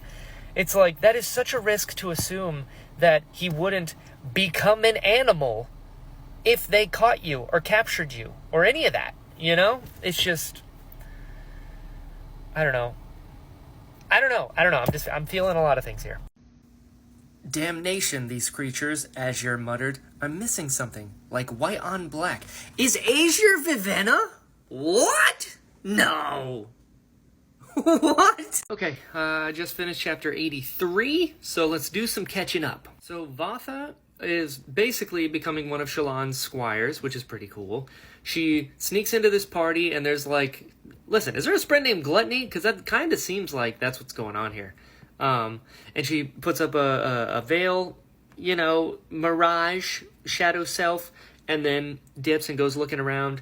But when she got to the top, she said that she saw her shadow was in, like, pointing to the opposite direction. It was going the wrong way, and it was like telling her to get out of there. Is that like some Shadesmar stuff? Like, is somebody talking to her from Shadesmar to be like, hey, Shallan, you're getting into some crazy shit. Don't do that. Is that what that is? And then Kaladin kills a fused with his knife, but, well, I mean, it's Syl. It's a shard knife, Syl knife, whatever that is. He kills one, but he stabbed it, and it was, like, completely unaffected by it. And Syl was like, go up, like, to the heart. And he brings it up and says he hit something hard and brittle. Do the fused have, like, gem hearts too? And that's how that's going on? Either way, that was nuts. And then Shallan goes to Grund, the kid, to, you know, steal food and figure that shit out. And Grund got killed. And as he was dying, he said that he hates her and that everyone hates her. Because she's been given food out, she accidentally made the local gang basically turn all of her friends into, like, prey. And that sucks. That does suck. Trying to do the right thing and it ends up being the wrong thing. That's a bummer. And then Kaladin asks Azure how she's able to, like, feed people and stuff like that. And she takes him to this, like, secret room within a secret room within a secret other room. And they have a soul caster. They have 2 soul casters. And they're, like, turning, you know, shit into food. But she mentioned that they got these big sheets of metal to like line the walls so that they don't get caught using soulcasters. And she said it was given to them basically by Hoyd. So I'm assuming those sheets of metal are aluminum, because aluminum like cancels out everything. Does it cancel out magic on Roshar as well? Because I've always been curious as to if different magic systems work across different planets. Like, if somebody could use Stormlight on Scadrial, or burn metal on Roshar. I don't know, but that is really interesting. And also, why? Why is Hoyd helping them? I don't know, but that's just a whole nother thing. And then, Hoyd meets with Shallan. I really like this. This was a really good... Even the story kind of went over my head, as always. But the fact that he basically told Shallan, like, hey, you can forgive yourself. Like, you can get past this. You know, like, you're actually a good person. You're carrying this weight that you really should not be. I thought that was cool. The fact that he, like, looked her in the face and was like, you can stop beating yourself up over this. But in the midst of all this, Hoyd used Stormlight and created illusions himself. So, what? And then it mentioned, I don't know if I didn't pick up on it in the original description, but Azir's face is like all scarred up, like across her face and shit. Princess Vivenna's like a badass warrior now? I like that. I like that a lot. I always really like the trope where, like, you know, the princess goes off into the woods for a few, you know, years and nobody knows what happens to her, and then she's like the leader of this band of badasses. Like, I don't know. I enjoy that. But then the city gets attacked, and there's like a giant Attack on Titan level monster at the... Where did that come from? Since when has that been a thing? It's like red eyes and like made of stone, I guess, and like tearing walls down. Yikes. But then Azir's sword. They called it a shard blade, but Adolin sees her fight, and like she's just cutting the tips off of all the spears. But when she does it, when she kills somebody, it turns the body gray, but it doesn't burn their eyes out. That doesn't seem like a shard blade to me. And turns the body gray, like takes all the color out of it, like how Nightblood used to do, but Szeth has Nightblood. So, what is that? So then they go and they find this room of people that are like locked inside, they cut through it, and it's a bunch of guards that refused to follow the Queen's orders and say like the Queen's gone crazy. She killed a Bright Lord after executing that Ardent that like talked shit to her, painting the murals and stuff. That's pretty wild. So I don't know how that's going to go. Like, if the Queen is, like, corrupted by Odium, maybe? I don't know. But that chapter ended with them finding, like, the Unmade. And Shallan pulls a Kaladin and is like, I'll see what I can do. Here's the thing. If the Queen is under Odium's influence, there's no way this is going to go well. There's no way. And now, you know, I normally don't theorize stuff, but I said a while ago that I would be very surprised if Elhokar makes it out of here. And now, imagine if Elhokar finally, like, finds his wife. And she's like, oh, I'm not leaving. I'm in charge here. Things are pretty awesome. And Elhokar's like, no, we gotta go. And she's like, I said I'm not leaving. Like, there's no way this is gonna go well. I don't know what's happening, but let's carry it. And also, there's a baby. There's a baby in here somewhere. Oh, shit.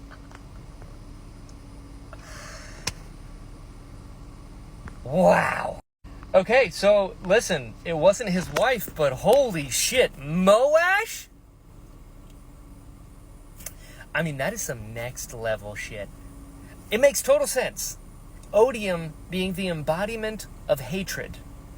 And Moash has the intensity of 1,000 white hot suns of hatred toward Elhokar.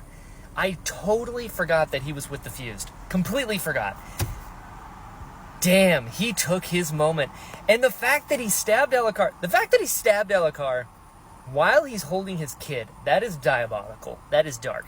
But then stabs him in the chest, pulls it out, stabs him in the eye to make sure, and then looks at Kaladin and gives the Bridge 4 salute. Holy shit.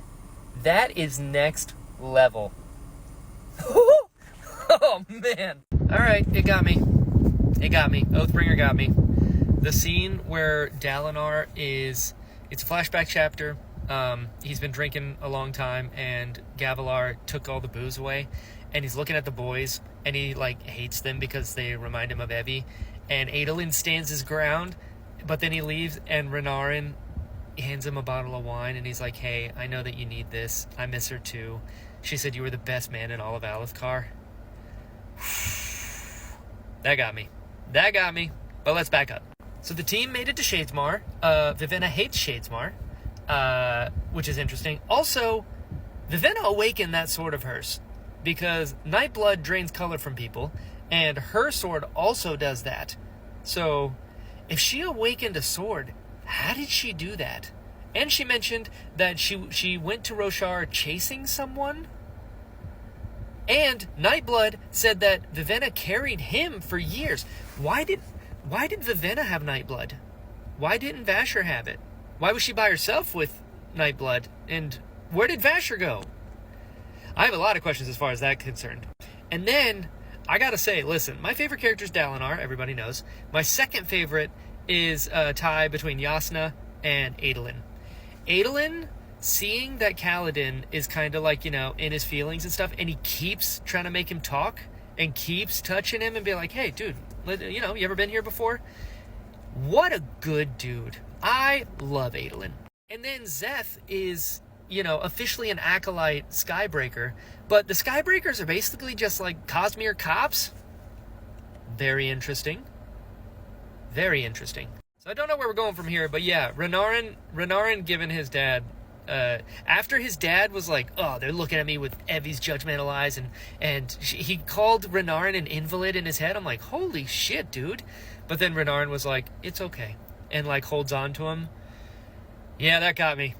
That got me. Okay, so some of you guys were a little shocked at my reaction to Moash killing Elhokar. But I will say two things. Number one,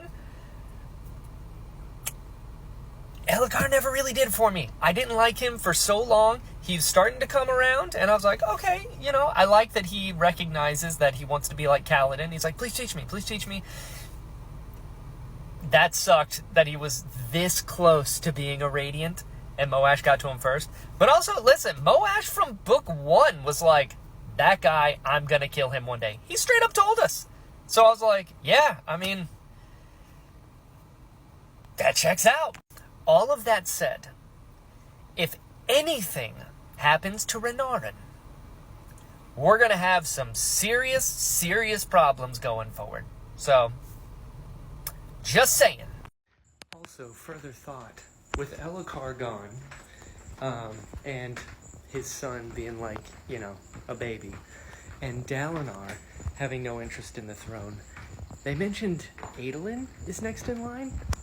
I would love to see King Adolin. I would love it. Like, that's a king. Okay, I'm on chapter 102, and we gotta cover a lot of stuff, because I got a lot of questions and a lot of thoughts. First off, the boys don't know. Even now, after all this time, it makes sense, because Dalinar obviously isn't going to tell Adolin and Renarin when they're so young the truth. And then he had his memories, wiped by the Night Watcher. So, on the one hand, it's not surprising, but on the other, I'm like, oh man, if they found out now, that would be so bad. And then Nightblood is talking to Szeth, and he says that Vasher is now teaching swordplay. How does Nightblood know what Vasher is up to? Everything around Vivenna, Vasher, and Nightblood is just like eating at the back of my mind, because I need to know. Because last time I saw, Vasher went off into the sunset, Vivenna went with him, and next thing we know, Vasher is teaching the Kholin family how to use swords, trained Adolin, and then trained Bridge 4, and Vivenna goes by Azure, and she has, I'm assuming, an awakened sword, but Nightblood was with Nin. It was then given to Szeth. So, like, what happened to those three? And Vivenna said that she came to Roshar looking for a criminal, like a bounty hunter. So, And she carried Nightblood for like a while. So, who? Why? What? The fact that there are perfect gemstones in Shadesmar that like never lose their light, that seems pretty useful. Especially if you were like a Radiant and you had a perfect gemstone. That'd be kind of cool. But Syl in Shadesmar is like corporeal? Is that the right word? Or not non-corporeal? Physical? Whatever the word is where she's basically like a person and she has like skin and like darker tan skin, kind of like an Alethi, and it's like clothes and is less like spiritual, spirit-like and more physical. And then I just kept thinking, like, I don't know if this is allowed or possible, but are Kaladin and Syl gonna get together? Is that like are they gonna bond? You know, is that a thing? Can that happen? What happens if it does? Huh? And who is that Shin guy that has like a Palantir and is like, oh, you're here for a fortune? Yeah, we'll pay whatever. And then Kaladin was able to use it and see into the future. And he's like, whoa, you're a Radiant? You can do that? Huh? Interesting. And another question I had was, like, why are Dalinar's memories coming back now? You know, like, what changed? And why are they happening, like, gradually? Very curious. And also, I feel so bad, because Dalinar is, like, just floodgates open, you know? It's like when you shove all that trauma and shit down, and then it just pops up one day, and he's, like, remembering everything, where he had convinced himself that he could be a good, honorable man, and now he has to deal with, like, actually, you're an absolute monster. And the voice keeps saying, like, give me your pain, give me your pain. I'm assuming that's Odium, but why? Why would Odium want Dalinar's pain? And Dalinar is bonded with the Stormfather, so, like, is there conflicting interests going on? There's a lot happening right now. And the thrill. Is the thrill of Odium, like, is that an effect that he has on people? Like, is he behind the thrill? Because that would be wild. That'd be really wild. And the fact that an Ardent shows up and calls Dalinar like a heretic to his face, says, by the way, you're a heretic. And Dalinar's like, I'm going to kill this guy. I gotta get out of here. That is terrible. Like, it's one thing to have, like, a bloodlust, like, when the adrenaline is going up in the middle of a fight or in the middle of, you know, battle and war and, like, the adrenaline just takes over. But it's another thing when you're just, like, hanging out and you're stressed, and then the thrill comes on and it's, like a psychopath who can't control themselves. That's terrifying.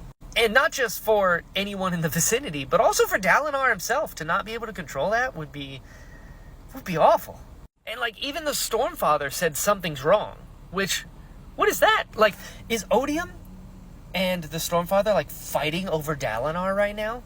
Because, I mean, if I was Odium, I would for sure want Dalinar on my team. He's a one-man, like, army. That'd be crazy.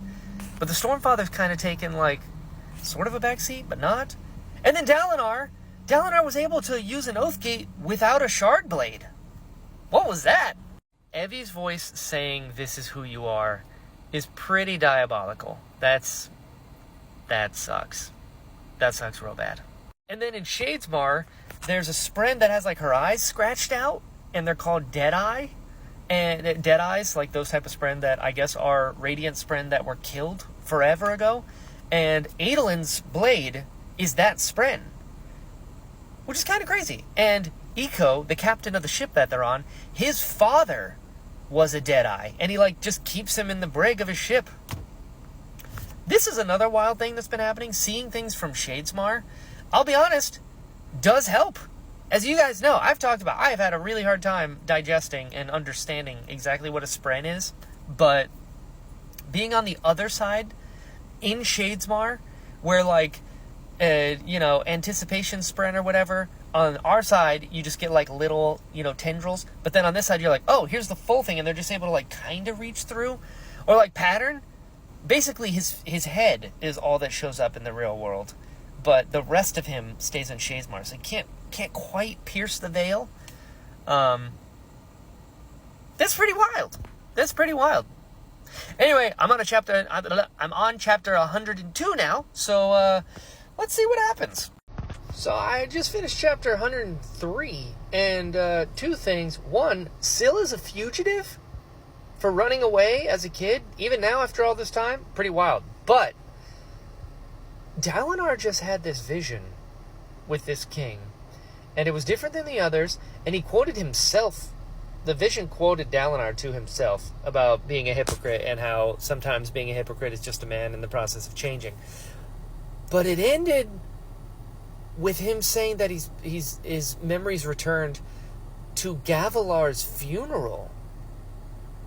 So hold on. So Dalinar, we know that he was drunk at Gavilar's big feast the night he was assassinated.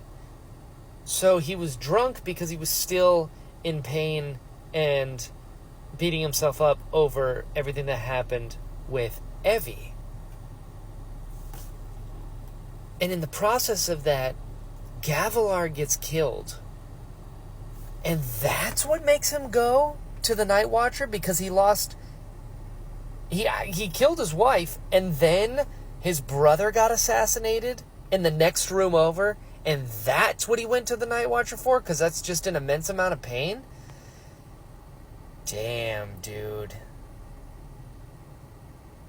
Whew. Okay. I tried to talk about this before. I don't know what happened with the audio cutting out a minute, but honestly, it's a very real possibility that I accidentally, muted my mic in the middle of the video. In case any of you have ever wondered if I'm learning anything or getting better at this stuff, I'm not. Anyway, let's catch up. I just finished chapter 109, and Nin is the only herald who joined his own order, which is interesting that's a thing that happened. The other heralds offered up Taln to sacrifice himself, or they sacrificed Taln so that the desolations would stop, because I guess he was the strongest one that never broke, and all the other ones broke over time. So if I'm understanding this correctly, the way that the kind of cosmic Roshar is set up is there are the 10 heralds, and they are each tortured for as long as possible, and when they all give up, then the desolation happens. And Taln never broke. So they all broke and left, and they just abandoned him and left him there. Which is pretty shitty, to be honest. But, so that was a thing that I guess happened. I don't remember if I knew this before, but Taravangian mentioned that Graves is working for him. But Graves was one of the assassins that wanted to assassinate Elhokar.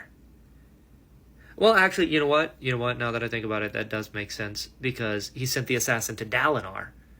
But no, wait, hold on. He sent the assassin to Dalinar while Elhokar was still alive. So maybe he hired Graves and that band of assassin and sent Szeth to kill Dalinar to take them both out? I don't know, but that was the thing. Adolin told Shallan that he killed Sadeas, which I thought was great. I love that she's, insecure in Shallan, so she's like, what version do you want? Gives him a menu of who would you like your partner to be? And he's like, Shallan? She's pretty great, She's like, no, she's not. He goes, listen, I killed Sadeas. She's like, what? He goes, yeah, I did. I just thought that was a really cool moment. And also really interesting that everyone feels so comfortable around Shallan to tell her all these things that they don't tell anyone else, but she isn't comfortable with herself. I don't know, there's something there, but I kind of like that. And then Dalinar was able to bring Venli into a vision, which I don't know why I didn't think about that before, because I think maybe I was like, oh, he just wants to talk to his friends to try and unite all the kingdoms. I never thought that he could do it to anyone.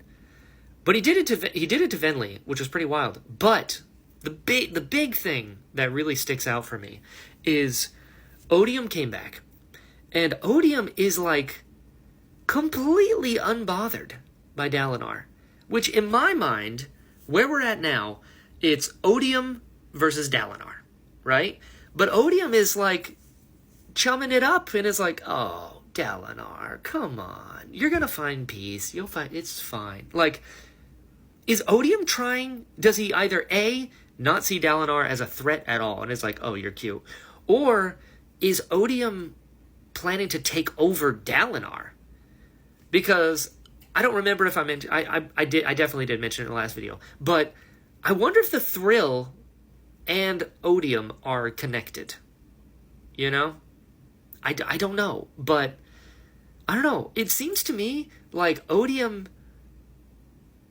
like kind of likes Dalinar. And is like, yeah, don't worry. Like, we're going to take you over pretty soon. You know, like, I don't know if that's what's happening, but that's what it feels like. And I don't like that Odium is not intimidated by Dalinar at all. I know why he isn't. He's, you know, a god, and Dalinar is just a man. But, I don't know, the amount of calm that Odium feels to Dalinar makes me very uncomfortable. Makes me very uncomfortable. And then, the vision ends with the Stormfather in the back of Dalinar's mind crying like a child, and he's whispering that Odium is just too strong? What is that? If the Stormfather, which is like the deity of Roshar, which I guess technically he's a remnant of a memory of a god, so like he's not what people think he is. But the fact that he is like, we can't win. The Stormfather thinks you can't win against Odium. Can we win against Odium? I don't know, but it ain't good. Okay, I finished chapter 113. Oof. Backing up a little bit. Vivenna said that she's looking for the guy who brought the sword to Roshar, meaning Vasher. And the fact that she said that her sword was checking the other woman out that was holding it. So Vivenna did absolutely awaken a sword, but it wasn't quite like Nightblood that like sucks the life out of you. Also, I did really like the scene with Vasher, Kaladin, and Adolin all doing the same kata, because they all learned from Vasher at like different points in their lives. I don't know. As a martial artist that also uses a sword, I just think that's super cool that 3 different students from the same sensei kind of, you know, came together and did the same kata. I don't know. I just thought it was cool. But Vivenna was saying like she's looking for him. But why? She was with him and Nightblood. And now he's teaching swordplay with the Colin family, which I mentioned in previous videos. Why is she looking for him? Why aren't they together? Why doesn't she go to where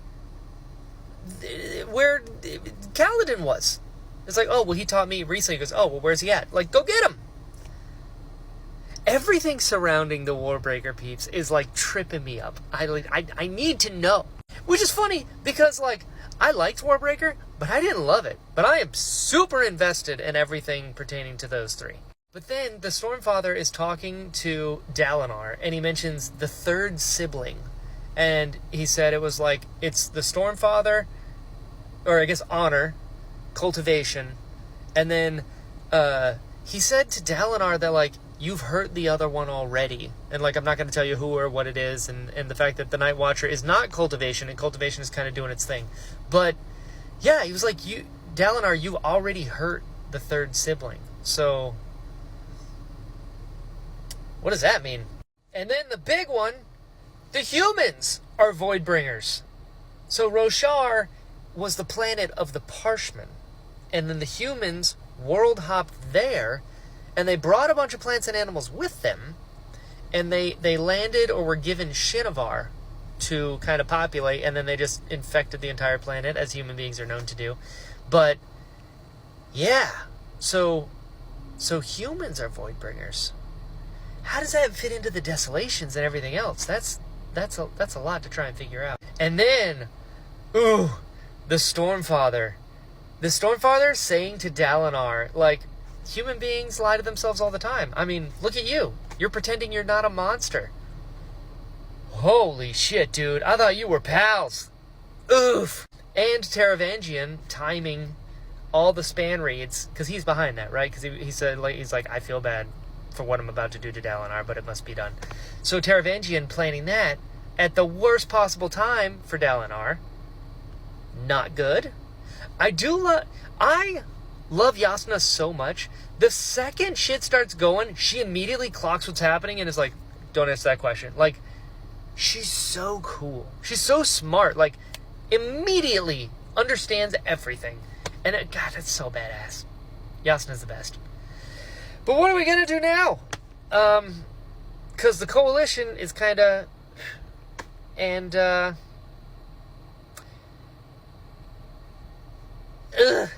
Whew! Just finished the next batch of interludes. And, we get some Venli doing her, evangelical soapboxing. And then we got some Rissyn stuff. Rissyn's crippled now. Damn, that sucks. But this Teft one, with the Spren being like, hey, you got some words to say, and him saying no, which is interesting. But he goes into the room and there's 3 bodies and it said rock. I was like, ah! But no, he's okay, he's still alive. We just gotta find Renarin to heal him. But this is not good. Because now I know that humans are Voidbringers. I can't even call them Voidbringers anymore. The Fused. There's Fused in the city right now. Because they just robbed this bank and they just attacked Rock and took the Honor Blade. Yikes! So I finished chapter 114 and I don't know why, but that was not at all what I had expected. So, first off, Dalinar's with this guy Felt, and Felt, he mentioned that he's like, he must be, have some Shin blood in him because of his eye shape, and I've since been informed that when some people think that others are Shin, that they might actually be World Hoppers, and Felt said that, he tried to go and meet the Night Watcher, but she never showed up for him because she doesn't like foreigners. And he goes, oh, well, I'm a foreigner too. He goes, I think I'm a little bit more of a foreigner. So that makes me wonder who Felt is, and if I know him already. But anyway, so Dalinar goes into the forest, and he sees a vision of himself taking over the world as like a tyrant, just burning cities and going all Genghis Khan. And then he meets the Night Watcher, but then Cultivation shows up, like herself. So the Night Watcher is not Cultivation. Interesting. So then he says that he just wants forgiveness, and Cultivation is like, okay, so you get a boon and a curse, and she's like, okay, I can take away all of Evie from your memories. She did say that it is going to grow back, which is interesting, but so the boon was peace, but the curse was not remembering Evie? But the thing that I don't understand is, I had always assumed that these deals are like forever. So he was like, okay, I'm going to give you the boon of peace, but the curse, assuming that is what the boon and the curse is. The boon is peace, the curse is not remembering your wife or anything having to do with her. But now that his memories are coming back, does that mean everyone who made a deal with the Night Watcher is also on the clock? Like, does Lift know that this is a temporary thing? That's a lot to think about. Hold the phone. Odium can send Voidspren into people and just flipped Amaram's army on Dalinar? What? Did Amaram just somehow get worse? Okay, 116, done. Listen, so Renarin bonded with a Void Spren, or the Spren that he already had bonded with, Gliss, is now corrupted because of Odium. Either way, not good. Then we got a Yanagon chapter, and I love Lift so much, and they'll randomly throw things out that like, Yanagon's like, no, Lift is kind of smart, and they're like, she tried to eat your cummerbund. And he's like, yeah, she thought it sounded like a food. And they're like, oh my God. And then a guy rushes in, and he's a guard, and he basically said Lift kicked him in the nuts and shoved him under the bed. And she's gone somewhere. I love Lift so much. But Zeth is also there. He's hanging out with Nin, just like watching everything go down, which is kind of wild. And Navani wakes up, and she sees Dalinar is running into the battle unarmed by himself with a copy of Way of Kings. Dalinar, what are we doing? Dalinar just walked outside and Lift is right next to him, and she's like, what's the plan, dude? Oh, this is great.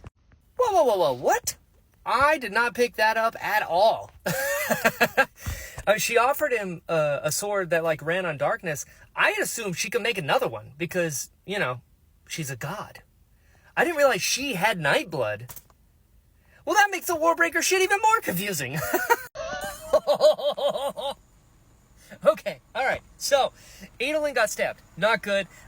Lift doesn't think that Wendell's a Voidbringer anymore. But, Zeth just saved Lift. And he's like, oh, the Blackthorn told you to do something? Well, our master gives us a command, let's do it. What? Oh, yes! Ha! Whoo! Ha! Okay, listen. Just finished chapter 119. Kaladin? Handle your business, son! Whew. Okay, listen. Lot to catch up on. But, wow. First and foremost, teared up twice. Number one, with Teft. Teft saying the words, but saying that I will protect even those I hate, even if those I hate is myself. I was like, holy shit, dude. Teft is my favorite Bridgman. I've said it for a bit now, but this, like, forever sealed the deal. Teft is my dude. I love that guy, and unfortunately relate to him. But, oh, that was so good. That was so good. Dalinar just, like, through gritted teeth saying, like, you will not have my pain. I was like, damn, dude, here we go. You tell him. Oh, so good. And he heard Evie's voice saying that she forgave him. Damn. Also, Ash is also a herald. I was also like, wait, who is Ash? I totally forgot. And I was like, oh shit, she's a herald. And she grabbed Taln, which was cool. But, whew, Renarin having these visions, and he's like, oh shit, and he sees Yasna going to kill him, and he just, like, lifts his head and is like, do what you gotta do. And then he saw Dalinar losing, but Dalinar did not lose, and when Yasna saw him and just, like, pulled him in, I love these moments so much. The real intimate, like, human moments like that. Because she was like, I'm gonna kill him, he's corrupted, it's the right thing to do, we gotta do what we gotta do. But then when she saw him, was like, this is Renarin. And just pulls him in, and he's like, oh shit, hold on, my visions could be changed. What? Loved it. But this, I've said from the beginning, and this was like the perfect encapsulation of everything that I've said. Dalinar is my dude. I love that he acknowledges the fact that, like, no, you can't have my pain. I did that shit. It was me. I did it. Sure, you were there. Sure, you might have had some influence, but I did that shit. I'm taking responsibility, and all I can do is be better. My dude! And I love this little, like, Avengers Endgame thing we got, where Dalinar, like, makes a perpendicularity through honor and, like, combines the realms, and then Kaladin and Shallan and Aelin, they all, like, come through the portal, you know, on your left style. Loved it. I love that they're like, what are we gonna do? Because this shit is wild. And the first thing he does is give Renarin a job, and he's like, you got this shit. And Renarin's like, okay. I love this. Okay, I have like 80 pages left, and it is after 5 a.m., so I need to go to sleep. But, things are nuts. Shallan has an army of illusions. Adolin went to go help Yasna, and then sees, like, bodies flying everywhere, and was like, I don't think she needs our help. And Amaram has 2 shard blades? Insane. I'm absolutely finishing this book in the next 48 hours. But first, I need to sleep because I have a voiceover session in like 8 hours. So, Bridge 4, bitches! Got him! He got him! And it was Rock. And he double tapped him. Woo! Worth it. Okay, so the last video that I made was Rock double tapping Amaram, and he got, and I love that. But a lot has happened since, so let's go through some shit, because I took notes. I love that Cultivation gave Dalinar his memories back because she knew that Odium was going to use them against him, so she gave it to him early so he could kind of like start the process a little bit so he wouldn't be completely devastated. Love that. When shards are going against each other, shit's got real, which was awesome. I love that Zeth officially swore to Dalinar.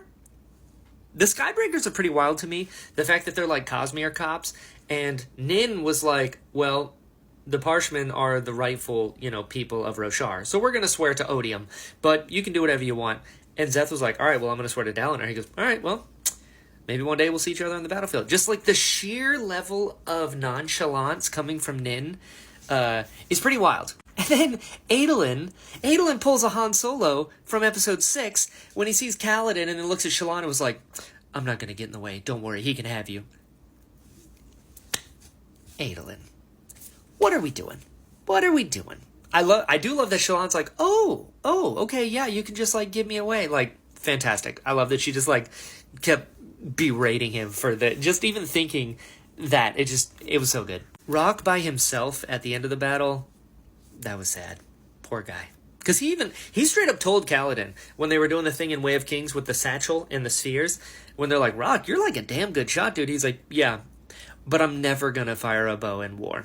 Just letting you know. And then he did it. Poor guy. Like, don't get me wrong, I'm very glad he did it, and Kaladin is as well. But still, it's like, damn. In a book that's all about, like, the consequences of breaking oaths, the fact that Rock had to do that is pretty sad. Taravangian straight up telling Dalinar pretty much everything. Like, yeah, I was going to overthrow you. Also, I sought out Zeth and sent him after you because, it's what needs to be done. I did not see that coming. That was pretty wild. And I'm going to keep saying things were pretty wild because they were pretty wild at the end of this book. And Odium tells Moash, like, hey, you did good. You're killing it out here. Do you want to kill a god? And he's like, I guess. And he gives him a knife. And Moash goes and kills that drunk guy from Dalinar's flashback forever ago. And that guy, for sure, I was like, that's a herald, for sure. And Moash kills him, and he notices as it's happening, like, oh shit, this is different. Because the heralds have died a bunch, I guess. And, yeah, Moash straight up killed a herald in an alleyway? Ooh. And that guy was the king of the heralds? Who just, like, became a drunkard? Because I guess he went crazy from all the torture and shit? Damn. What kind of knife was that? That's a real question I got, because it seemed different. It was like gold or like bronze or whatever. Like, it was not a normal knife.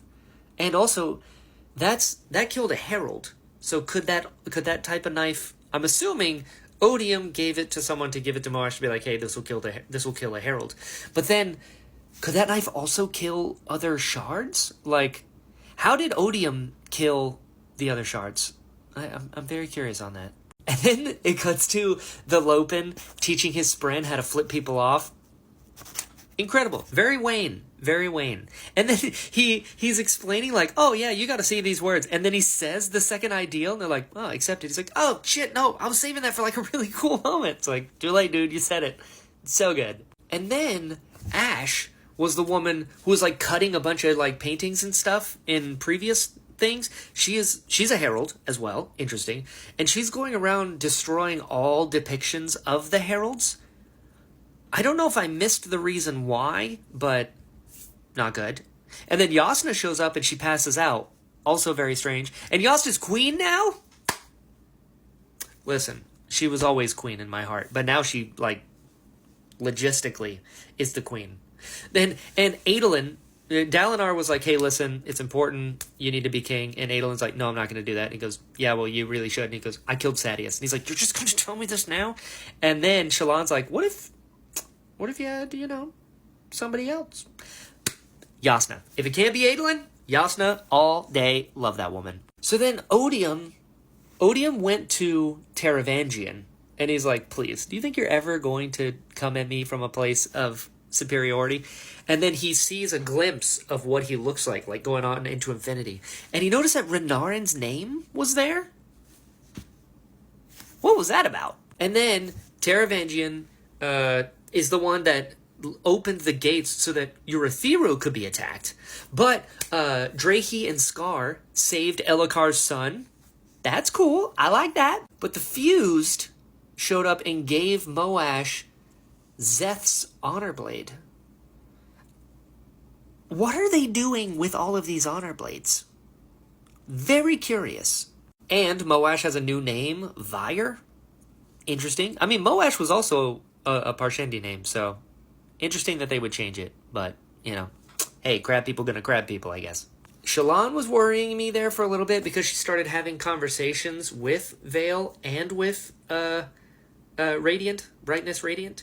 But she came to this moment where she, like, accepted who Shallan is, I think, and was like, you're allowed to be happy now, which was great. And then her brother showed up, which I've been thinking about her brothers for a while now. The two thoughts in the back of my mind during this whole Sanderlanche was, where are Shallan's brothers, and where is Taravangian? And now I know Taravangian was like, I dipped. He basically pulled to Sadeas and was like, Dalinar, you're going to lose anyway, so I'm going to just speed this along, and then I will be in charge. And it did not go that way. But the Ghostbloods, when her brother showed up, there was a note from Mraize saying that, like, they want Shallan to either recruit or capture the Unmade that helped cover for her when she got sent to Shadesmar with the team. So, I don't know what the Ghostbloods are doing. The Ghostbloods have been a thing as well that has been kind of like in the back of my mind for quite some time because I don't know what they want. And it seems to me that the Ghostbloods on Scadrial are different than the Ghostbloods on Roshar, and I don't see a clear connection as to what the two want.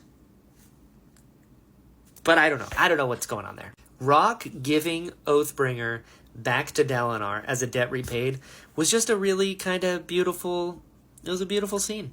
And Dalinar's like, this goes on the wall now. But the fact that Dalinar gave Oathbringer to Sadeas for all the Bridgemen, and then Rock killed Amarim, thus getting Oathbringer, and he gives it back to Dalinar. I love that. And then Dalinar's the one who wrote Oathbringer. I didn't see that coming. And then the epilogue. Listen. We're back with Hoid. Okay, cool. You guys know how I feel about Hoid. And this chapter did not help. He's talking shit to a dude who doesn't speak the language that he's talking shit in. And then this big guy punches him in the face and loosens a tooth. And then Hoid mentions that Race, who I'm pretty sure I know already. I think I put it together. Assuming I'm correct. I don't remember if it's been confirmed yet, but my theory, as of now, being unconfirmed, Race is the vessel for Odium. He's like the real guy. And Hoid knew him, I guess. Because they also mentioned Hoid, the bearer of the first gem, whatever the shit that means. But then Race hates Hoid so much that he said that he would level a city to take him out. And he'd say it was worth it. So, I don't know what's happening there. But then Hoid, he used breaths to awaken a doll, and then he took a little girl with him, Vatwa. Who is she? What is that? And then right before he leaves, he starts talking to a wall, and I was like, oh shit, is he soul casting? Is he talking to somebody behind the wall? No, he was talking to a pattern, a cryptid spren. And he convinced it to go with him, and then he started saying the words. So, like, is Hoid also now gonna be a Radiant? He can already do so many things. He just used breaths, and now... I don't know. Hoid confuses me once more. But this whole thing was crazy. And that's not even everything. That's just shit I wrote down while I was in the middle of freaking out. But this was awesome. Full review coming next. Okay. Oathbringer. I finished it. Let's talk about it. This book was very good. This is, by far, my favorite Stormlight book to date. I've said it before that Way of Kings was, like, okay for me. Words of Radiance had the duel, which was one of my favorite Cosmere moments as a whole. Loved that. But the Sanderlanche didn't really do it for me in Words of Radiance. This book was very long. But it kept me. I really enjoyed this. I mean... That's no surprise to anyone who's been on this journey with me, because I love Dalinar, and this was very much Dalinar's book. It also is, just under 1,300 pages. That means this is like 3 to 4 regular books, which means so much happened in this, and I forgot so much of it already, which is why I take notes.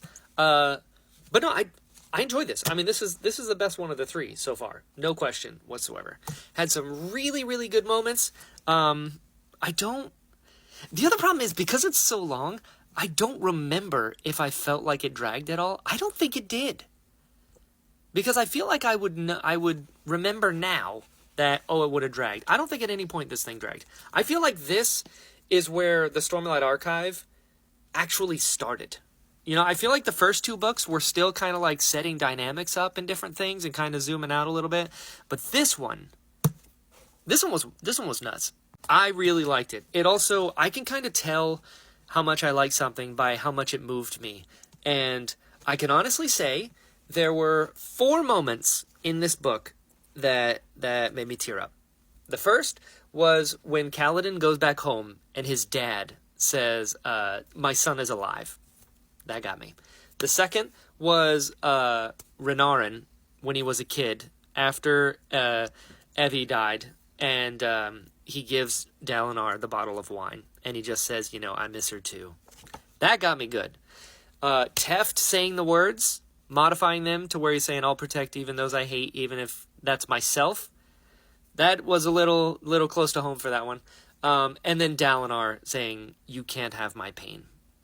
Which is really good, because prior to this, in Way of Kings, I teared up a little bit when Dalinar gave the Shard Blade to Sadeas for the Bridgeman. I don't remember if Words of Radiance had me tear up at all. But 4 times is pretty damn good. Lots of favorite moments. Obviously, top of the dome, Amaram getting his. I loved that. I love the fact that he straight up turned into like a crystal monster. And while it was happening, I was like, yeah, that's right. This is your true form, you bitch. And then Kaladin basically said the same thing, was like, now he became, like, the outside matches the inside. That was fantastic. I do wish, I know,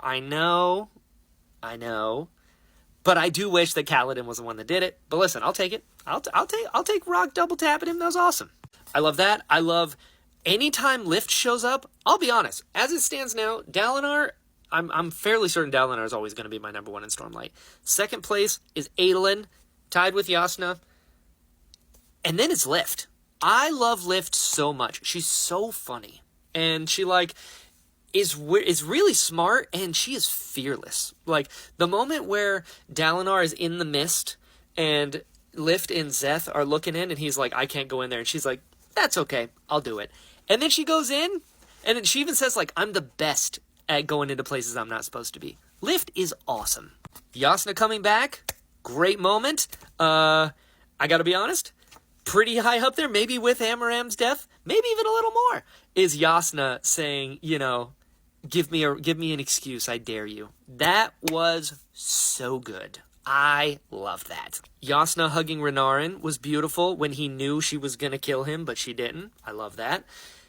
And I gotta be honest, Moash killing Elhokar, not that it was a favorite moment of mine, that's not what I'm saying, but that moment was so hardcore, like, ooh, that was heavy metal. And the fact that he was like, bridge for it, I was like, holy shit, like, Sanderson went there, and I respect the fact that he did. That was gnarly. I loved Renarin, challenging and going against a Thunderclast. That was badass. The Jon Snow edit that I made recently, where it was like Adolin in the ring, and then Kaladin and Renarin jumping in to save him with the Battle of the Bastards.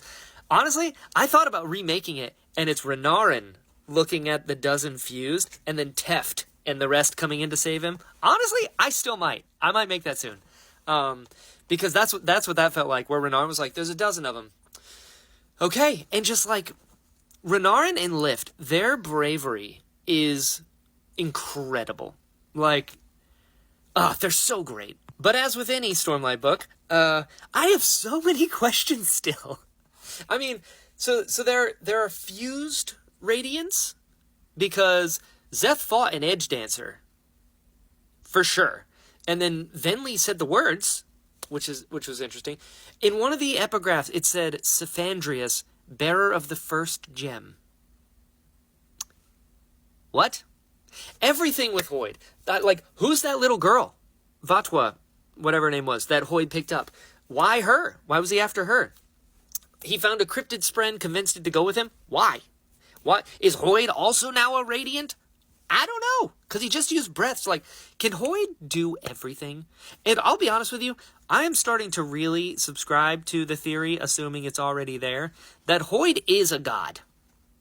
I think he's something else, because Shallan said that she looked into his eyes and saw like eons of time pass, and that's very similar to what Taravangian said, and what Dalinar said when they saw like Odium's true form, that like he expanded beyond time. And Hoyd straight up said, like, by when the heralds were babes, I'd already lived a dozen lifetimes. Like, Hoyd's up to some shit. I don't know what it is, but there's something more there. I'm still very curious as to what happened to Yasna when she was a kid. Dalinar mentioned that he could release Odium? First off, how is he able to do that? And two, what's holding him down? Very curious. What was that knife that Moash used to kill that herald?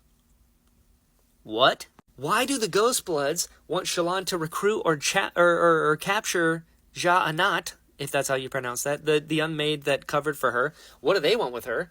Race said that he hates Hoyd so much, or Hoyd said that Race hates him so much that he would raise the city to the ground and it'd be worth it. So why does Race hate Hoyd so much? Why does Odium hate Hoyd so much? And how do they know each other so well to where he does hate him? I mean, granted, a lot of people hate Hoyd, but the fact that Odium hates him that much, and he was there, maybe? I don't know. And where did the humans come from before coming to Roshar? And they said that Odium was their original god, and now they're not. So what's all that? Why was Renarin's name in the wall of words with Odium? What's going on there? And also, so the thrill was always from an unmade, through, like, Odium, through an unmade, created the thrill? Did I get that correctly? That the thrill was of Odium? Because if so, called it. But the questions I have the most of is the Warbreaker crew. Like, how in the world, like, they left together, right? So, why did they break up? How did Nightblood end up with Nin? How did Vivenna get her face cut up? How did Nightblood know that Vasher is now teaching swordplay, but Vivenna doesn't know where he is? How did Cultivation end up with Nightblood? Like, anything regarding that. Because the last I saw them, Vasher had Nightblood on his back, and then left with Vivenna into the sunset. And Vivenna just had a real bad time in Warbreaker. Now she's like, I'm going to go on an adventure. And now she's all scarred up. She's a bounty hunter. Vasher is teaching swordplay to, like, random bridgemen. And Nightblood, I found out that was with Cultivation, because I thought Cultivation could just make another one because she's a god. But apparently that was Nightblood. So how did Nightblood go from Vasher to Cultivation to Nin to Zeth? And when did it go to Vivenna? Because Nightblood said he was with Vivenna as well. So that was nuts.